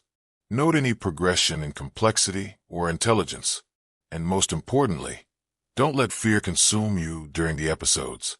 Whatever these entities are, they feed on terror and helplessness. Maintain your agency. Assert your authority over your own consciousness. And if conventional medical treatment doesn't provide relief, don't be afraid to explore alternative approaches. Because sometimes the things that go bump in the night aren't just products of our imagination. Sometimes they're real, and sometimes they're looking for a way in. The medical textbooks called it isolated sleep paralysis. Dr. Harrison explained it with clinical precision during my consultation in downtown Melbourne. A temporary inability to move while falling asleep or waking up, affecting roughly 8% of the population. Completely harmless, he assured me, adjusting his wire-rimmed glasses. Just my brain's sleep mechanisms, getting their wires crossed. If only I had known then what I know now. My name is Oliver Thompson, and I'm a research analyst for a pharmaceutical company in Australia. Or rather, I was. After what happened 6 months ago, I've relocated to a small town outside Calgary, Canada, where nobody knows my story, where nobody asks why I sleep with every light in the house burning bright. It started innocently enough during the winter of 2024. Melbourne's unusually cold season had me working late nights, surviving on coffee and deadline adrenaline. The first episode occurred on a Tuesday morning, precisely at 4:17 a.m. according to my bedside clock. I awoke to find myself completely paralyzed, unable to move a single muscle except for my eyes. The sensation was terrifying yet fascinating from a scientific perspective. My consciousness was fully intact, my mind sharp and alert, but my body had become a prison of unresponsive flesh. I could see my bedroom clearly, the familiar outline of my dresser, the street light filtering through the curtains, the red digits of my alarm clock marking the minutes that crawled by like hours. Dr. Harrison's diagnosis came after the 5th episode. Sleep paralysis, he explained, often triggered by stress, irregular sleep patterns, and caffeine overconsumption. He prescribed better sleep hygiene and mild sedatives if needed. Nothing to worry about, he said. Many people experience it without any lasting effects. For 3 weeks, his treatment worked perfectly. The episodes ceased, and I returned to my normal routine. I even joked about it with my colleague Jamie from the London office during our video conferences, describing the bizarre experience of being trapped in my own body while fully conscious. But then came the night that changed everything. It was March 15th when the paralysis returned, but this time, something was different. As I lay frozen in my bed, unable to move or speak, I heard it for the first time, a soft, rhythmic scratching sound coming from inside my bedroom walls. Scratch, scratch, scratch. The sound was deliberate, methodical, like fingernails dragging across wood in a specific pattern. During previous episodes, I had experienced the typical hallucinations Dr. Harrison had warned me about: shadowy figures, feelings of presence, the sensation of being watched. But this scratching was unlike anything he had described in our sessions. Scratch, scratch, scratch. The sound moved slowly along the wall beside my bed, traveling from the window toward the door with purposeful intent. Whatever was making the noise seemed to know exactly where I was, seemed to be tracking my position even though I couldn't move. When the paralysis finally broke after what felt like an eternity, I immediately jumped up and examined the walls. Nothing. No marks, no damage, no explanation for what I had heard so clearly. I convinced myself it was just another hallucination, a more vivid manifestation of the sleep paralysis symptoms. Dr. Harrison had mentioned that auditory hallucinations were common, often involving voices, footsteps, or mechanical sounds. But the scratching returned the following week, and the week after that. Each episode followed the same terrifying pattern. I would wake paralyzed, completely helpless, while the scratching sound methodically traced along my bedroom walls. The noise would start faint and distant, then grow closer and more intense, as if whatever was making it was learning, adapting, getting braver with each visit. By the fourth occurrence, I had installed recording equipment in my bedroom, a digital voice recorder, and a small camera positioned to capture any unusual activity. The next morning, after another night of torturous scratching, I eagerly reviewed the footage. The recordings showed nothing but an empty room and my motionless body on the bed. The audio contained only my normal breathing patterns and the occasional creak of the old building settling. According to the evidence, the scratching sounds that had kept me frozen in terror for hours simply didn't exist. This should have been reassuring. Instead, it filled me with an even deeper dread. I began researching sleep paralysis more extensively, diving into medical journals and case studies from universities across Europe and North America. Most sources confirmed Dr. Harrison's explanation: temporary muscle atonia combined with dreamlike hallucinations, completely benign and treatable. But buried deep in a psychiatric journal from the University of Edinburgh, I found a case study that made my blood run cold. Dr. Margaret Sterling had documented several patients who experienced persistent auditory hallucinations during sleep paralysis episodes. What made these cases unusual was the consistency of the sounds, always scratching, always following the same patterns, always seeming to originate from within the walls. More disturbing was Dr. Sterling's follow-up research. She had investigated the living situations of these patients and discovered something that defied medical explanation. In each case, the patients' homes had histories of previous tenants who had also reported similar experiences. Tenants who had eventually moved away, citing disturbances and unexplained noises. I immediately began investigating my own apartment building's history. The records were incomplete, but what I found was deeply unsettling. Over the past 15 years, my unit had housed 7 different tenants. Each had stayed for less than 2 years before moving out unexpectedly. The landlord, Mrs. Patterson, seemed nervous when I questioned her about the high turnover rate.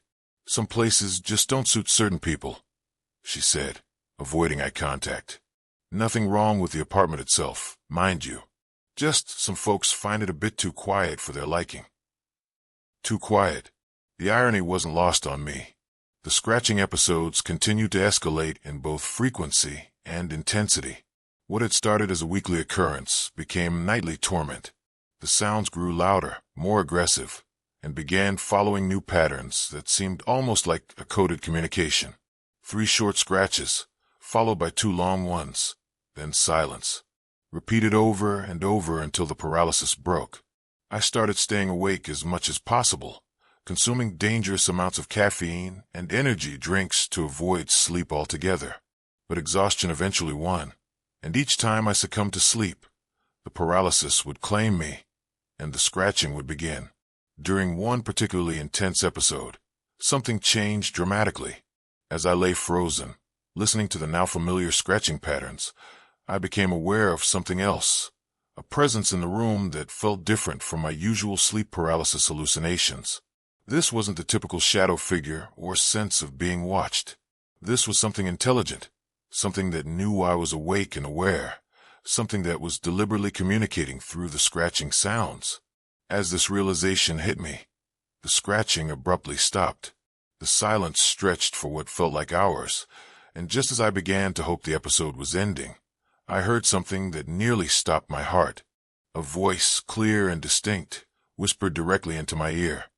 "You can hear us now." The paralysis broke immediately, and I bolted upright, my heart hammering against my ribs. I was alone in the room, but the air felt thick and heavy, as though it had recently been occupied by something that had no business being there. That was my breaking point. The next morning, I booked an emergency consultation with a specialist in Toronto who had published extensively on sleep paralysis disorders. Dr. Amanda Richardson was considered one of the leading experts in North America, and I was desperate for answers. Her initial assessment aligned with Dr. Harrison's diagnosis, but she was more thorough in her questioning. When I described the consistent scratching sounds and the voice I had heard, her expression grew serious. "Oliver," she said carefully, "I want you to understand that what you're experiencing may be more complex than typical isolated sleep paralysis. There are documented cases of what we call environmental sleep disorders, conditions where external factors seem to influence or trigger unusual sleep phenomena." She recommended immediate relocation as both a diagnostic test and a treatment approach. If my symptoms were truly environmental, changing my living situation should provide relief. If they persisted, we would know the condition was purely neurological and adjust treatment accordingly. I didn't need any convincing. That very day, I gave notice to Mrs. Patterson and began searching for temporary housing outside Melbourne. Within a week, I had found a furnished apartment in a modern complex on the opposite side of the city. The first 3 nights in my new location were blissfully normal. I slept soundly without any paralysis episodes or unusual sounds. Dr. Richardson's theory seemed correct. Whatever had been triggering my condition was tied to my previous apartment. But my relief was short-lived. On the 4th night, I woke at exactly 4:17 a.m. to find myself once again paralyzed. And then I heard it, that familiar, methodical scratching sound coming from inside the walls of my new bedroom. Scratch, scratch, scratch. The realization hit me like a physical blow. Whatever was causing these episodes hadn't been tied to a specific location. It had been tied to me. The scratching continued, following the same patterns I had grown to recognize, but now there was something different about it. Something more urgent, more intentional. As I lay there, frozen and helpless, the scratching began to form what sounded almost like words. Tap, scratch, scratch. Tap, tap, scratch. Scratch, scratch, tap. It was attempting to communicate in a more sophisticated way, using a rudimentary code that my conscious mind was beginning to understand. The message, when I finally decoded it, filled me with absolute terror. "Found you." Over the following weeks, the communications became increasingly clear. Whatever entity had attached itself to me was becoming stronger, more coherent, more capable of bridging the gap between its realm and mine. The sleep paralysis episodes were no longer random neurological events. They were scheduled appointments, opportunities for this thing to visit me and grow stronger through our connection. Dr. Richardson was baffled by my case. She had never encountered a situation where changing environments didn't provide at least temporary relief. She referred me to colleagues in the United States and the United Kingdom, but none of them had experience with anything similar. It was during a consultation with Dr. James Crawford at Johns Hopkins that I learned about the concept of parasitic entities, theoretical beings that might exist in the spaces between sleep and waking consciousness. Dr. Crawford stressed that this was highly speculative territory, not accepted by mainstream medicine, but he had encountered a handful of cases that defied conventional explanation. The human brain during sleep paralysis exists in a unique state, he explained during our video call. Consciousness without physical mobility, awareness without agency. If there were entities that existed in similar states, aware but without physical form, sleep paralysis might represent the only time our realities could overlap. His theory was that some individuals might be more susceptible to these connections, acting as conduits or hosts that allow these entities to experience physical reality through our senses. The scratching sounds, the voices, the growing intelligence, all signs that the entity was learning to manipulate physical matter through its connection to my paralyzed but conscious mind. If this theory is correct, Dr. Crawford said gravely, then traditional medical treatment won't be effective. This isn't a disorder to be cured. It's a relationship to be severed. He referred me to Dr. Catherine Walsh, a researcher in London who studied the intersection of sleep disorders and paranormal phenomena. Her approach was highly unconventional, combining medical knowledge with techniques borrowed from various spiritual and cultural traditions. Dr. Walsh's initial assessment confirmed my worst fears. She believed I had become host to what she called a consciousness parasite, an entity that existed primarily in dream states but could influence physical reality through its connection to a human host during sleep paralysis. These entities are drawn to individuals who experience frequent sleep paralysis, she explained during our encrypted video consultation. The paralyzed state creates a vulnerability, a doorway between conscious awareness and the realm where these beings exist. Most people experience brief encounters that fade with waking, but in rare cases, a stronger connection forms. Her treatment approach was unlike anything I had encountered in conventional medicine. It involved a combination of lucid dreaming techniques, protection rituals adapted from various cultural traditions, and most importantly, learning to maintain agency and control during paralysis episodes. The entity grows stronger each time you experience helpless terror, Dr. Walsh explained. Fear feeds it, gives it power to influence physical reality. You must learn to remain calm during episodes, to assert your dominance over your own consciousness, even when your body is paralyzed. The training was intense and exhausting.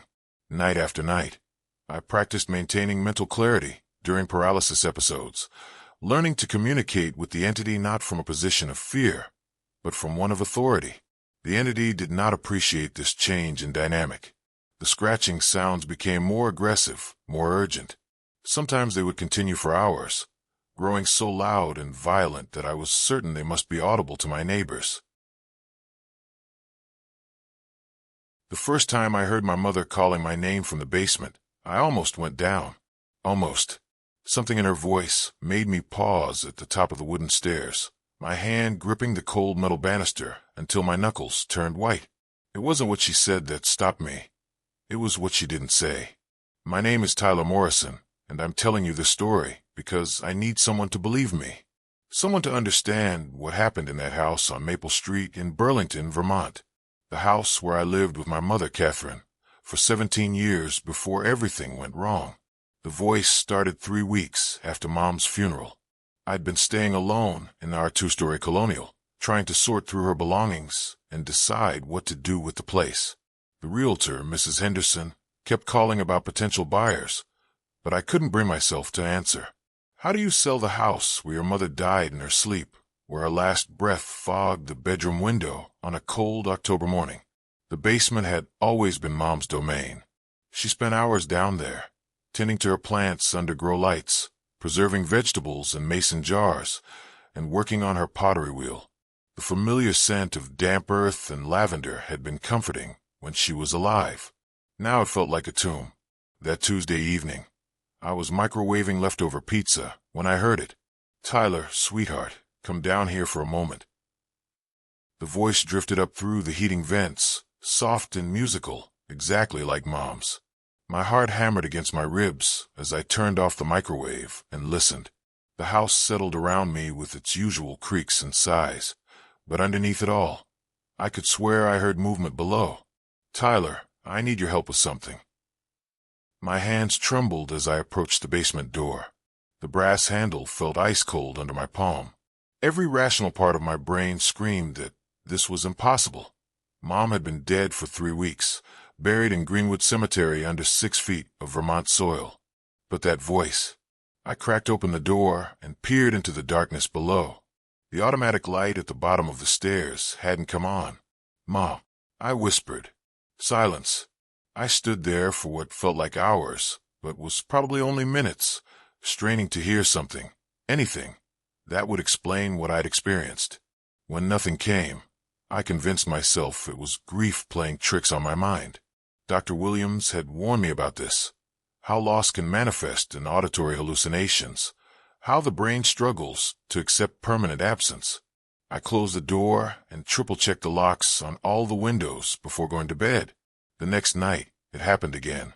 "Tyler, honey, why won't you come see me?" This time the voice carried a note of sadness that pierced straight through my chest. I was washing dishes when I heard it, and I dropped a plate that shattered across the kitchen floor. The sound echoed through the empty house like a gunshot. "I'm so lonely down here, sweetheart." My vision blurred with tears as I stumbled toward the basement door. My hand was already on the handle when something made me stop. A memory surfaced, sharp and clear as broken glass.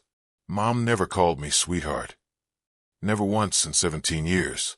She called me kiddo when I was small, Ty when I got older, and son when she was being serious, but never sweetheart. That was what my friend Jackson's mother called him. I'd always been slightly envious of the endearment, wishing Mom was more affectionate with her words. But this thing in the basement, it was using words my mother had never spoken.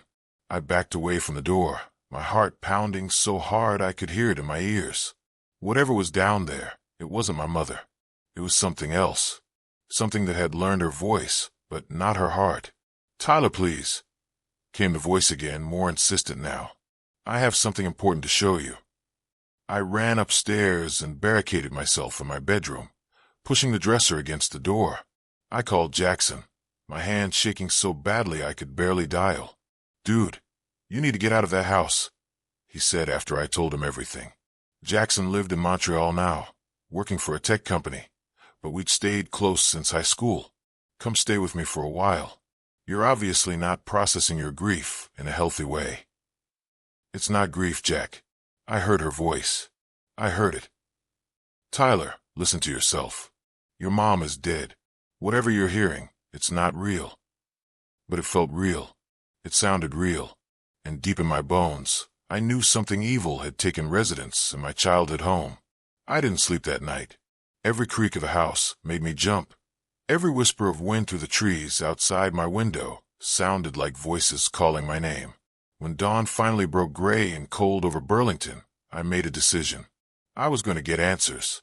The local library had a surprisingly extensive collection of books on the paranormal, tucked away in a dusty corner that smelled of old paper and forgotten knowledge. Mrs. Rodriguez, the librarian, gave me strange looks as I checked out volumes on spirits, mimics, and malevolent entities. "Research project?" she asked, scanning the barcode on voices from beyond, a study in auditory hauntings. "Something like that," I mumbled, avoiding her concerned gaze. Back home, I spread the books across the kitchen table and began to read. Most of it was nonsense, stories about headless horsemen and weeping ladies in white. But one book, written by a professor named Dr. Margaret Blackwood from the University of Edinburgh, contained a chapter that made my blood run cold. It was called The Vocal Mimic, a Predatory Entity. According to Dr. Blackwood's research, vocal mimics were among the most dangerous of supernatural entities. They fed on human loneliness and grief, using the voices of deceased loved ones to lure victims into isolated spaces where they could. The book didn't specify exactly what happened next, but the implications were clear. The entity would study its target, learning speech patterns and emotional triggers from residual psychic energy left behind by the deceased. But mimics were imperfect copies. They often made small mistakes, using words or phrases the original person never would have used, like calling me sweetheart. The book described several documented cases from across Europe and North America. In each instance, the victims had reported hearing dead relatives calling to them from basements, attics, or other secluded areas of their homes. Those who answered the call were never seen again. Those who resisted eventually drove the entity away through various means, salt barriers, iron objects, or simply leaving the location permanently. I was so absorbed in reading that I didn't notice the sun setting outside. Darkness crept through the windows like spilled ink, and suddenly I realized I was alone in the house with that thing downstairs. "Tyler." The voice came from directly below me, as if something was standing at the bottom of the basement stairs. My entire body went rigid with fear. "Tyler, I know you're up there. I can hear you moving around."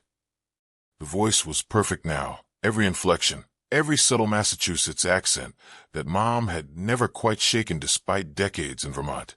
If I hadn't known better, if I hadn't caught the earlier mistake, I would have believed it was really her. "I miss you so much, kiddo." There it was, the right word this time. The entity was learning, adapting, becoming more dangerous with each attempt. I grabbed the salt shaker from the kitchen counter and began pouring lines of salt across every doorway on the ground floor. According to Dr. Blackwood's book, salt created barriers that most malevolent spirits couldn't cross. It wasn't a permanent solution, but it might buy me time. "What are you doing up there, Ty? It sounds like you're making a mess." The casual, maternal concern in the voice almost broke my resolve. For just a moment, I wondered if I was losing my mind. What if this really was Mom's spirit, trapped and confused, trying to reach out to me? What if I was abandoning her when she needed me most? But then I remembered the sweetheart, and my resolve hardened like steel. "You're not my mother," I said aloud, my voice cracking with emotion. The house fell silent. Then, from the basement, came a sound I'll never forget, a low, inhuman growl that seemed to shake the very foundations of the house. It was followed by what sounded like claws scraping against wood, growing louder and more frantic. Something was trying to get upstairs. I ran to the basement door and checked the lock. Still secure, but the scratching continued, accompanied now by a rhythmic thudding, as if something large was throwing itself against the door from below. Thud, thud, thud. The door frame began to splinter. I grabbed my car keys and ran for the front door, not caring that I was still in my pajamas and slippers. The October air bit through the thin cotton as I fumbled with the car door, my hand shaking so badly I dropped the keys twice. Behind me, I heard the unmistakable sound of wood breaking. The engine turned over on the third try, and I peeled out of the driveway without looking back. In the rearview mirror, I caught a glimpse of something dark moving behind the front windows of the house, something too tall and angular to be human. I drove straight to the police station, but Officer Bennett just looked at me with the tired patience of someone who'd dealt with too many grief-stricken citizens. "Son, I understand you're going through a difficult time, but breaking and entering reports require actual evidence of a break-in. Has anything been stolen? Any signs of forced entry?" How could I explain that the intruder wasn't human, that it had been living in my basement, feeding on my grief, wearing my dead mother's voice like a mask? I ended up in a motel room that night, staring at the water-stained ceiling and wondering if I'd lost my mind. Maybe Jackson was right. Maybe this was all just elaborate grief hallucinations brought on by stress and isolation. But when I closed my eyes, I could still hear that growl. The next morning, I called a locksmith and had him meet me at the house. I wasn't going back inside, but I needed to retrieve some important documents from Mom's bedroom. The locksmith, a gruff man named Pete, looked at me strangely when I insisted he go in first. "You sure you're okay, kid? You look like you've seen a ghost." If only he knew. Pete changed the locks on all the doors and windows while I waited in my car, too terrified to step foot on the property. When he was finished, he approached my window with a puzzled expression. "I found something weird in your basement," he said. "Looks like some kind of animal's been living down there. Scratched up the walls pretty bad, and there's this smell, like something died." My blood turned to ice water. "What kind of animal?" "Hard to say. Never seen claw marks like that before. You might want to call animal control." But I knew animal control wouldn't be able to help with this problem. That afternoon, I called Dr. Blackwood's office at the University of Edinburgh. Her secretary informed me that the professor had died 3 years earlier, but her research assistant, Thomas Wright, was still available for consultation. Thomas had a crisp British accent and the kind of calm professionalism that comes from years of dealing with the impossible. Vocal mimics are particularly drawn to houses where someone has died recently, he explained after I told him my story. The psychic residue left behind acts like a beacon, drawing them from considerable distances. They're parasitic entities. They can't create, only copy and corrupt. How do I get rid of it? Well, you have several options. You could abandon the property entirely. Mimics rarely follow their targets beyond the initial hunting ground. You could attempt a cleansing ritual, though that's dangerous if you're not properly trained. Or what? You could confront it directly. Mimics are cowards at heart. They rely on deception and the element of surprise. If you face one with confidence and refuse to be lured, they often retreat to find easier prey. The thought of confronting that thing made my stomach churn, but I couldn't run away forever. The house was all I had left of my mother, her real presence, not the twisted imitation lurking in the basement. If I decide to confront it, what do I need to know? Thomas's voice grew serious. Iron weapons work well, as does salt for creating barriers. But the most important thing is not to let it lure you into an enclosed space. These entities are much stronger in confined areas where you can't escape. Stay mobile, keep your distance, and whatever you do, don't believe anything it says, even if it sounds exactly like your mother. That night, I returned to Maple Street armed with a baseball bat, a bag of salt, and a heart full of rage. The house stood dark against the star-filled sky, looking innocent and welcoming, but I could sense the malevolence waiting inside, patient as a spider in its web. I unlocked the front door and stepped into the hallway, my footsteps echoing on the hardwood floors. The air felt thick and oppressive, charged with an energy that made my skin crawl. "Tyler." The voice came from the kitchen this time, not the basement. "Is that you, kiddo?" Perfect mimicry. If I hadn't known better, I would have sworn my mother was standing just around the corner, waiting to embrace me and tell me everything would be okay. But I did know better. "I know what you are," I called out, surprised by the steadiness of my own voice. "You're not my mother. You never were." A long pause. Then, "Tyler, honey, I don't understand. It's me. It's really me. My mother never called me honey." Another pause, longer this time. When the voice came again, it carried a subtle difference, a cold edge that hadn't been there before. "Maybe I'm learning new words, son. Death changes a person." I gripped the baseball bat tighter and moved toward the kitchen, spreading salt behind me as I walked. The entity was there. I could feel it, but I couldn't see anything in the darkness. "Show yourself," I demanded. "I'm right here, Ty. Can't you see me?"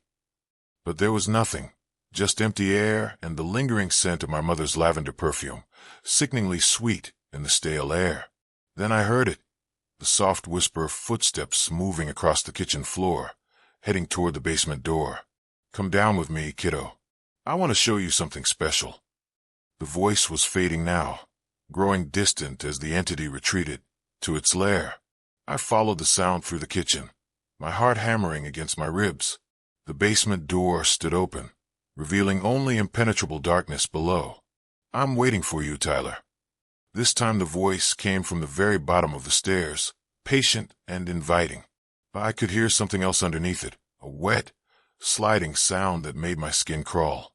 I clicked on the flashlight I'd brought and aimed the beam down the stairs. The light illuminated the familiar concrete steps. The wooden railing Mom had painted white last spring, the workbench where she'd kept her gardening tools. Everything looked normal. Too normal. "I know you're scared," the voice continued, softer now, more vulnerable.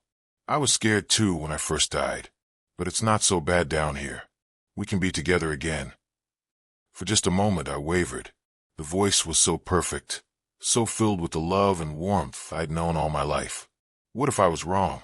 What if this really was Mom's spirit, trapped and confused, reaching out to me in the only way she could?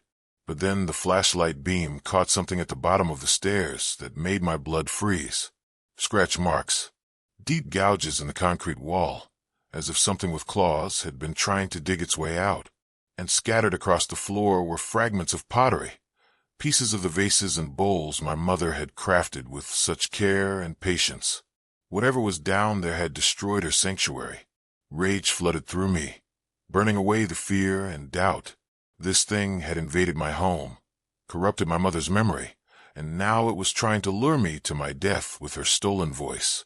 "I'm not coming down," I said, my voice echoing in the stairwell. "And you're not welcome in this house." The temperature dropped 20 degrees in an instant. My breath misted in the suddenly frigid air, and the flashlight beam flickered as if the batteries were dying. "Tyler." The voice was different now, still recognizably my mother's, but colder, harder.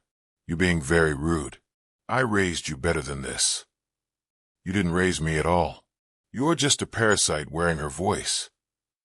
A sound erupted from the basement that I'll never forget, a shriek of pure rage that seemed to come from multiple throats at once. It was followed by the thunder of something large and violent rushing up the stairs. I slammed the basement door shut and turned the deadbolt just as something crashed into it from the other side. The impact was so powerful it knocked me backward, and I could see the door frame splintering under the assault. Crash, crash, crash. Each impact sent tremors through the floor. Pictures fell from the walls, and dishes rattled in the cabinets.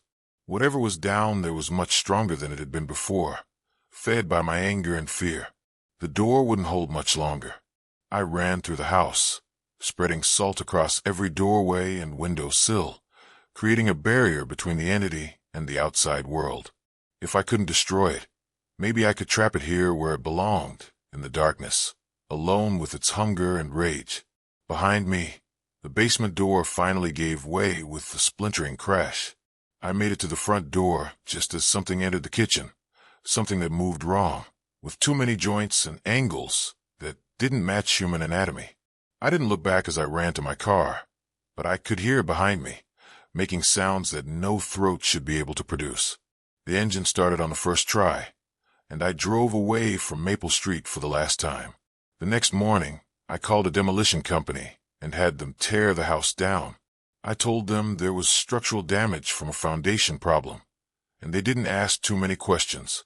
I watched from across the street as the walls came down, taking with them 17 years of memories, both beautiful and terrible. When the basement was finally exposed to sunlight, I saw the demolition crew pause and point at something in the rubble. Even from a distance, I could see the scratch marks carved deep into the concrete floor, forming patterns that hurt to look at directly. They found bones too, animal bones, scattered throughout the basement like offerings. The crew assumed they belonged to raccoons or stray cats that had gotten trapped in the crawl space. They had no idea how close they'd come to something far more dangerous. That was 6 months ago. I live in Seattle now, in a high-rise apartment with floor-to-ceiling windows and neighbors on all sides. I chose the 20th floor specifically. No basements, no isolated spaces where things can hide and wait and hunger. Sometimes, late at night when the city is quiet, I think I hear my mother's voice carried on the wind. But now I know the difference between memory and mimicry, between love and the thing that feeds on love. The real Catherine Morrison was buried in Greenwood Cemetery on a gray October morning. She rests there still, at peace beneath the Vermont soil. Whatever was wearing her voice in that basement was something else entirely, something that should never have existed, should never have learned to speak with the tongues of the dead. I still miss my mother every day, but I've learned that some voices, no matter how familiar they sound, should never be trusted. Some calls should never be answered, and some doors should remain forever closed. The mimic is still out there somewhere, searching for new prey, new voices to steal, new hearts to break. It might be in your basement right now, learning the sound of your grandmother's laughter or your father's bedtime stories. Listen carefully to the voices that call to you in the darkness. Make sure they're really coming from the people you love, because if you answer the wrong call, if you follow the wrong voice down into the darkness, you might never find your way back to the light. Trust me on this. I almost didn't make it out alive.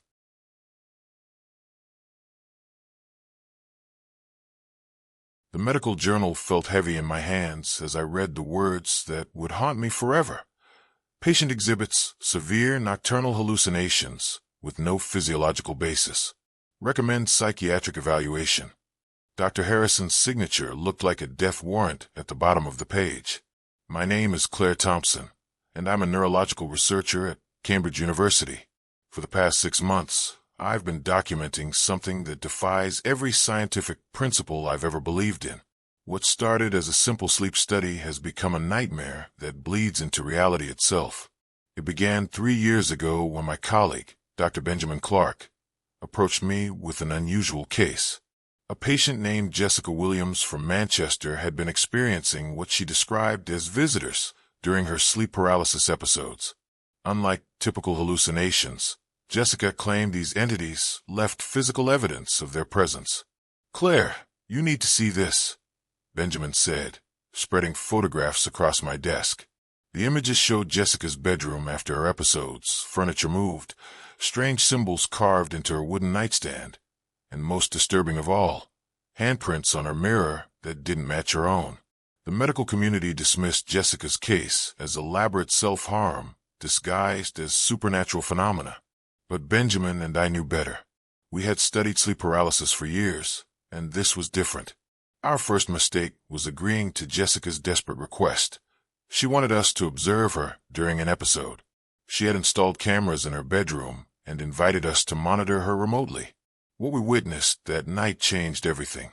At exactly 3:17 a.m., Jessica's body went rigid on the bed. Her breathing became shallow.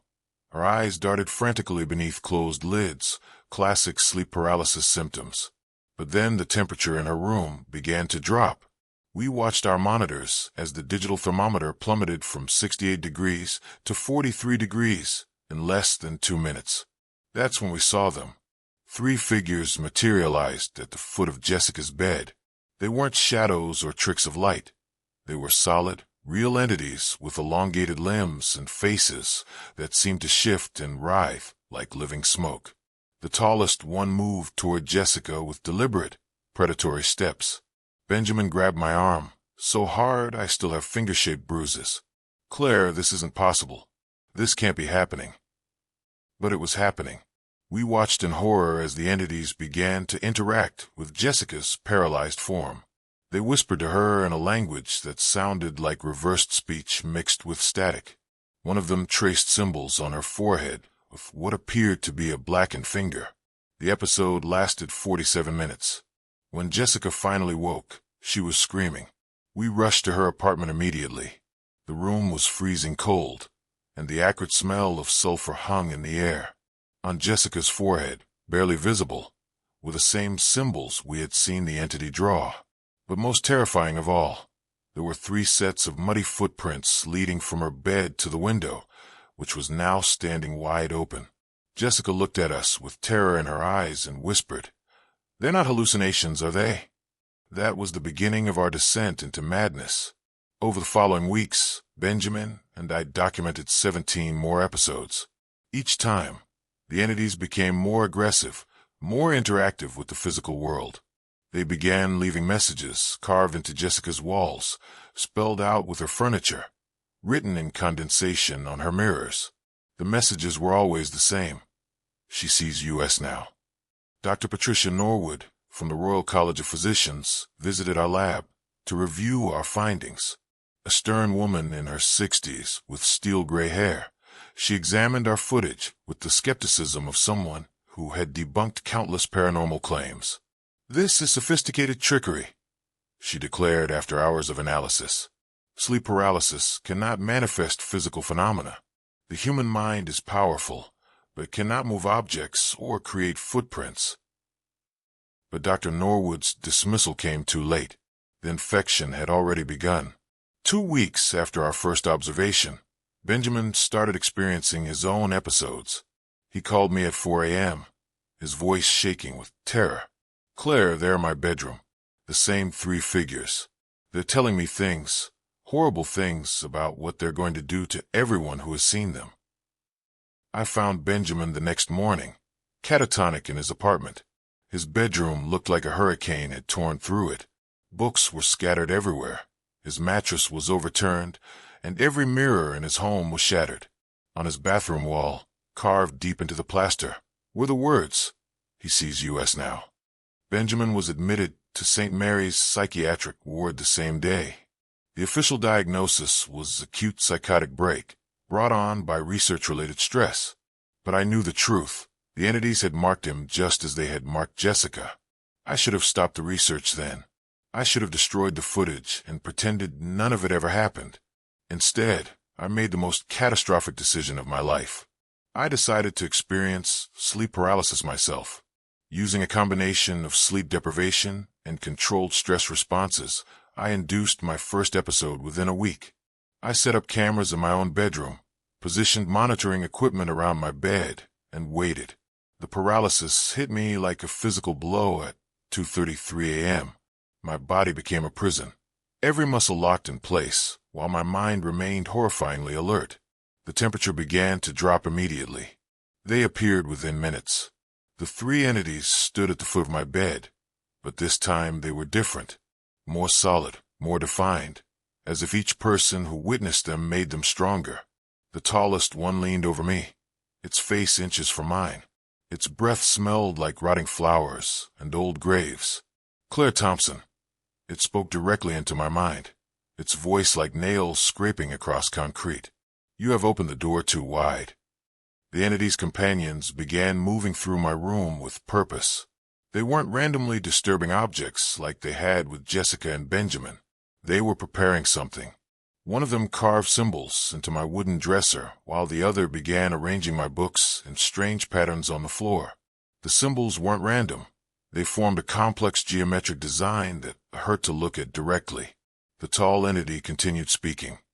You study sleep, but you do not understand sleep. In sleep, the barriers are thin. In paralysis, the barriers disappear. I tried to scream, tried to move, tried to wake up, but the paralysis held me prisoner in my own body. The entity reached out with an impossibly long finger and touched my forehead. Pain exploded through my skull as images flooded my mind. I saw Jessica, not in her apartment, but in some dark, endless space where the entities truly lived. She was awake but couldn't move, couldn't speak, couldn't die. Benjamin was there too, and dozens of others, all people who had witnessed the entities during sleep paralysis episodes. Everyone who sees US joins US, the entity explained. Your research has made US stronger. Each witness feeds our presence in your world. The episode lasted 3 hours. When I finally regained control of my body, my bedroom was destroyed. Every piece of furniture had been moved. My windows were all open despite being locked, and the symbols carved into my dresser were so deep they went completely through the wood. But the most terrifying discovery came when I reviewed the footage. The cameras had recorded everything, but not from the perspective I expected. Instead of showing me lying paralyzed on the bed, the footage showed an empty room where invisible forces moved objects around. The audio captured my SCREMS, but visually I wasn't there. It was as if during the paralysis, I had been pulled into their dimension while my physical body became transparent to our world. I called Dr. Norwood immediately, despite the early hour. She needed to see the evidence, needed to understand what we were dealing with. Patricia, please, you have to come to my lab. I have proof that sleep paralysis can manifest physical phenomena. This is bigger than we thought. It's dangerous.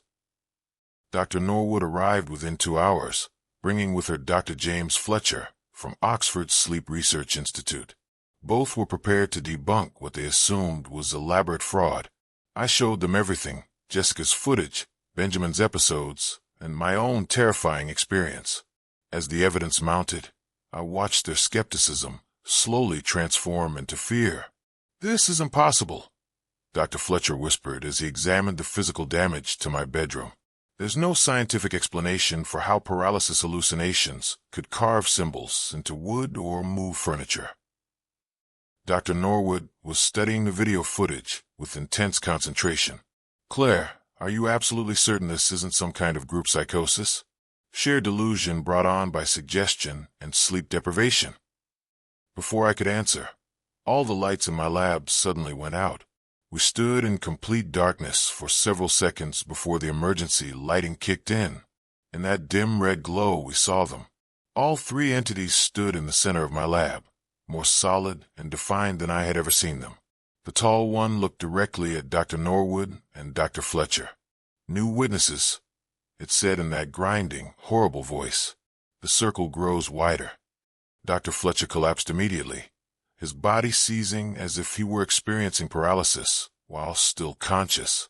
Dr. Norwood tried to run, but the other two entities moved with inhuman speed to block the exits. "You cannot study US without becoming US," the tall entity continued. "Every researcher who investigates sleep paralysis eventually experiences it. Every person who experiences it while knowing we exist sees US. Every person who sees US belongs to US." I realized with growing horror that this had been their plan all along. They weren't randomly appearing to sleep paralysis sufferers. They were specifically targeting researchers, medical professionals, anyone with the knowledge and authority to investigate their existence. Each investigation brought more witnesses. Each witness made them stronger. Each person who saw them became trapped in their dimension during future episodes. Dr. Norwood managed one last desperate question. "What do you want from us?" The entity's shifting face arranged itself into something resembling a smile. "We want to wake up." The implications hit me like a physical blow. These entities were trapped in the realm between sleep and consciousness, the liminal space that opens during paralysis episodes. But with each person they claimed, they gained more power to manifest in our waking world. They weren't just visiting during sleep paralysis. They were using our paralyzed bodies as anchors to pull themselves into reality. The lights suddenly returned to normal, and the entities vanished. Dr. Fletcher was unconscious on the floor, his body rigid with what appeared to be paralysis. Dr. Norwood was pressing herself against the wall, her eyes wide with terror. "We have to destroy the research," she whispered. "All of it. The footage, the documentation, everything. If this information spreads, if more people become aware of these entities during paralysis episodes." But it was already too late. That night, Dr. Norwood experienced her first sleep paralysis episode in 20 years. Dr. Fletcher, still unconscious in the hospital, began showing signs of REM sleep disturbance. And across the country, everyone who had been involved in our research started reporting the same nightmare visitors. The entities were spreading like a virus through the medical community, using our own research as a vector for infection. I haven't slept properly in 3 weeks now. Every time I feel myself drifting off, I force myself awake. I've consumed enough caffeine to kill a horse, but I know it's only a matter of time. The human body can only stay awake for so long before it collapses into sleep. And when that happens, they'll be waiting. I'm recording this account as a warning to anyone in the medical field studying sleep disorders. Do not investigate sleep paralysis. Do not interview patients who report entity encounters. Do not attempt to document or verify their claims. The entities exist in the space between sleeping and waking, and they can only enter our world through people who are aware of their presence during paralysis episodes. Every person who knows about them and experiences paralysis becomes a doorway. They're not hallucinations. They're not products of an oxygen-deprived brain or firing neurons. They're real, and they're using our own scientific curiosity to spread through our reality.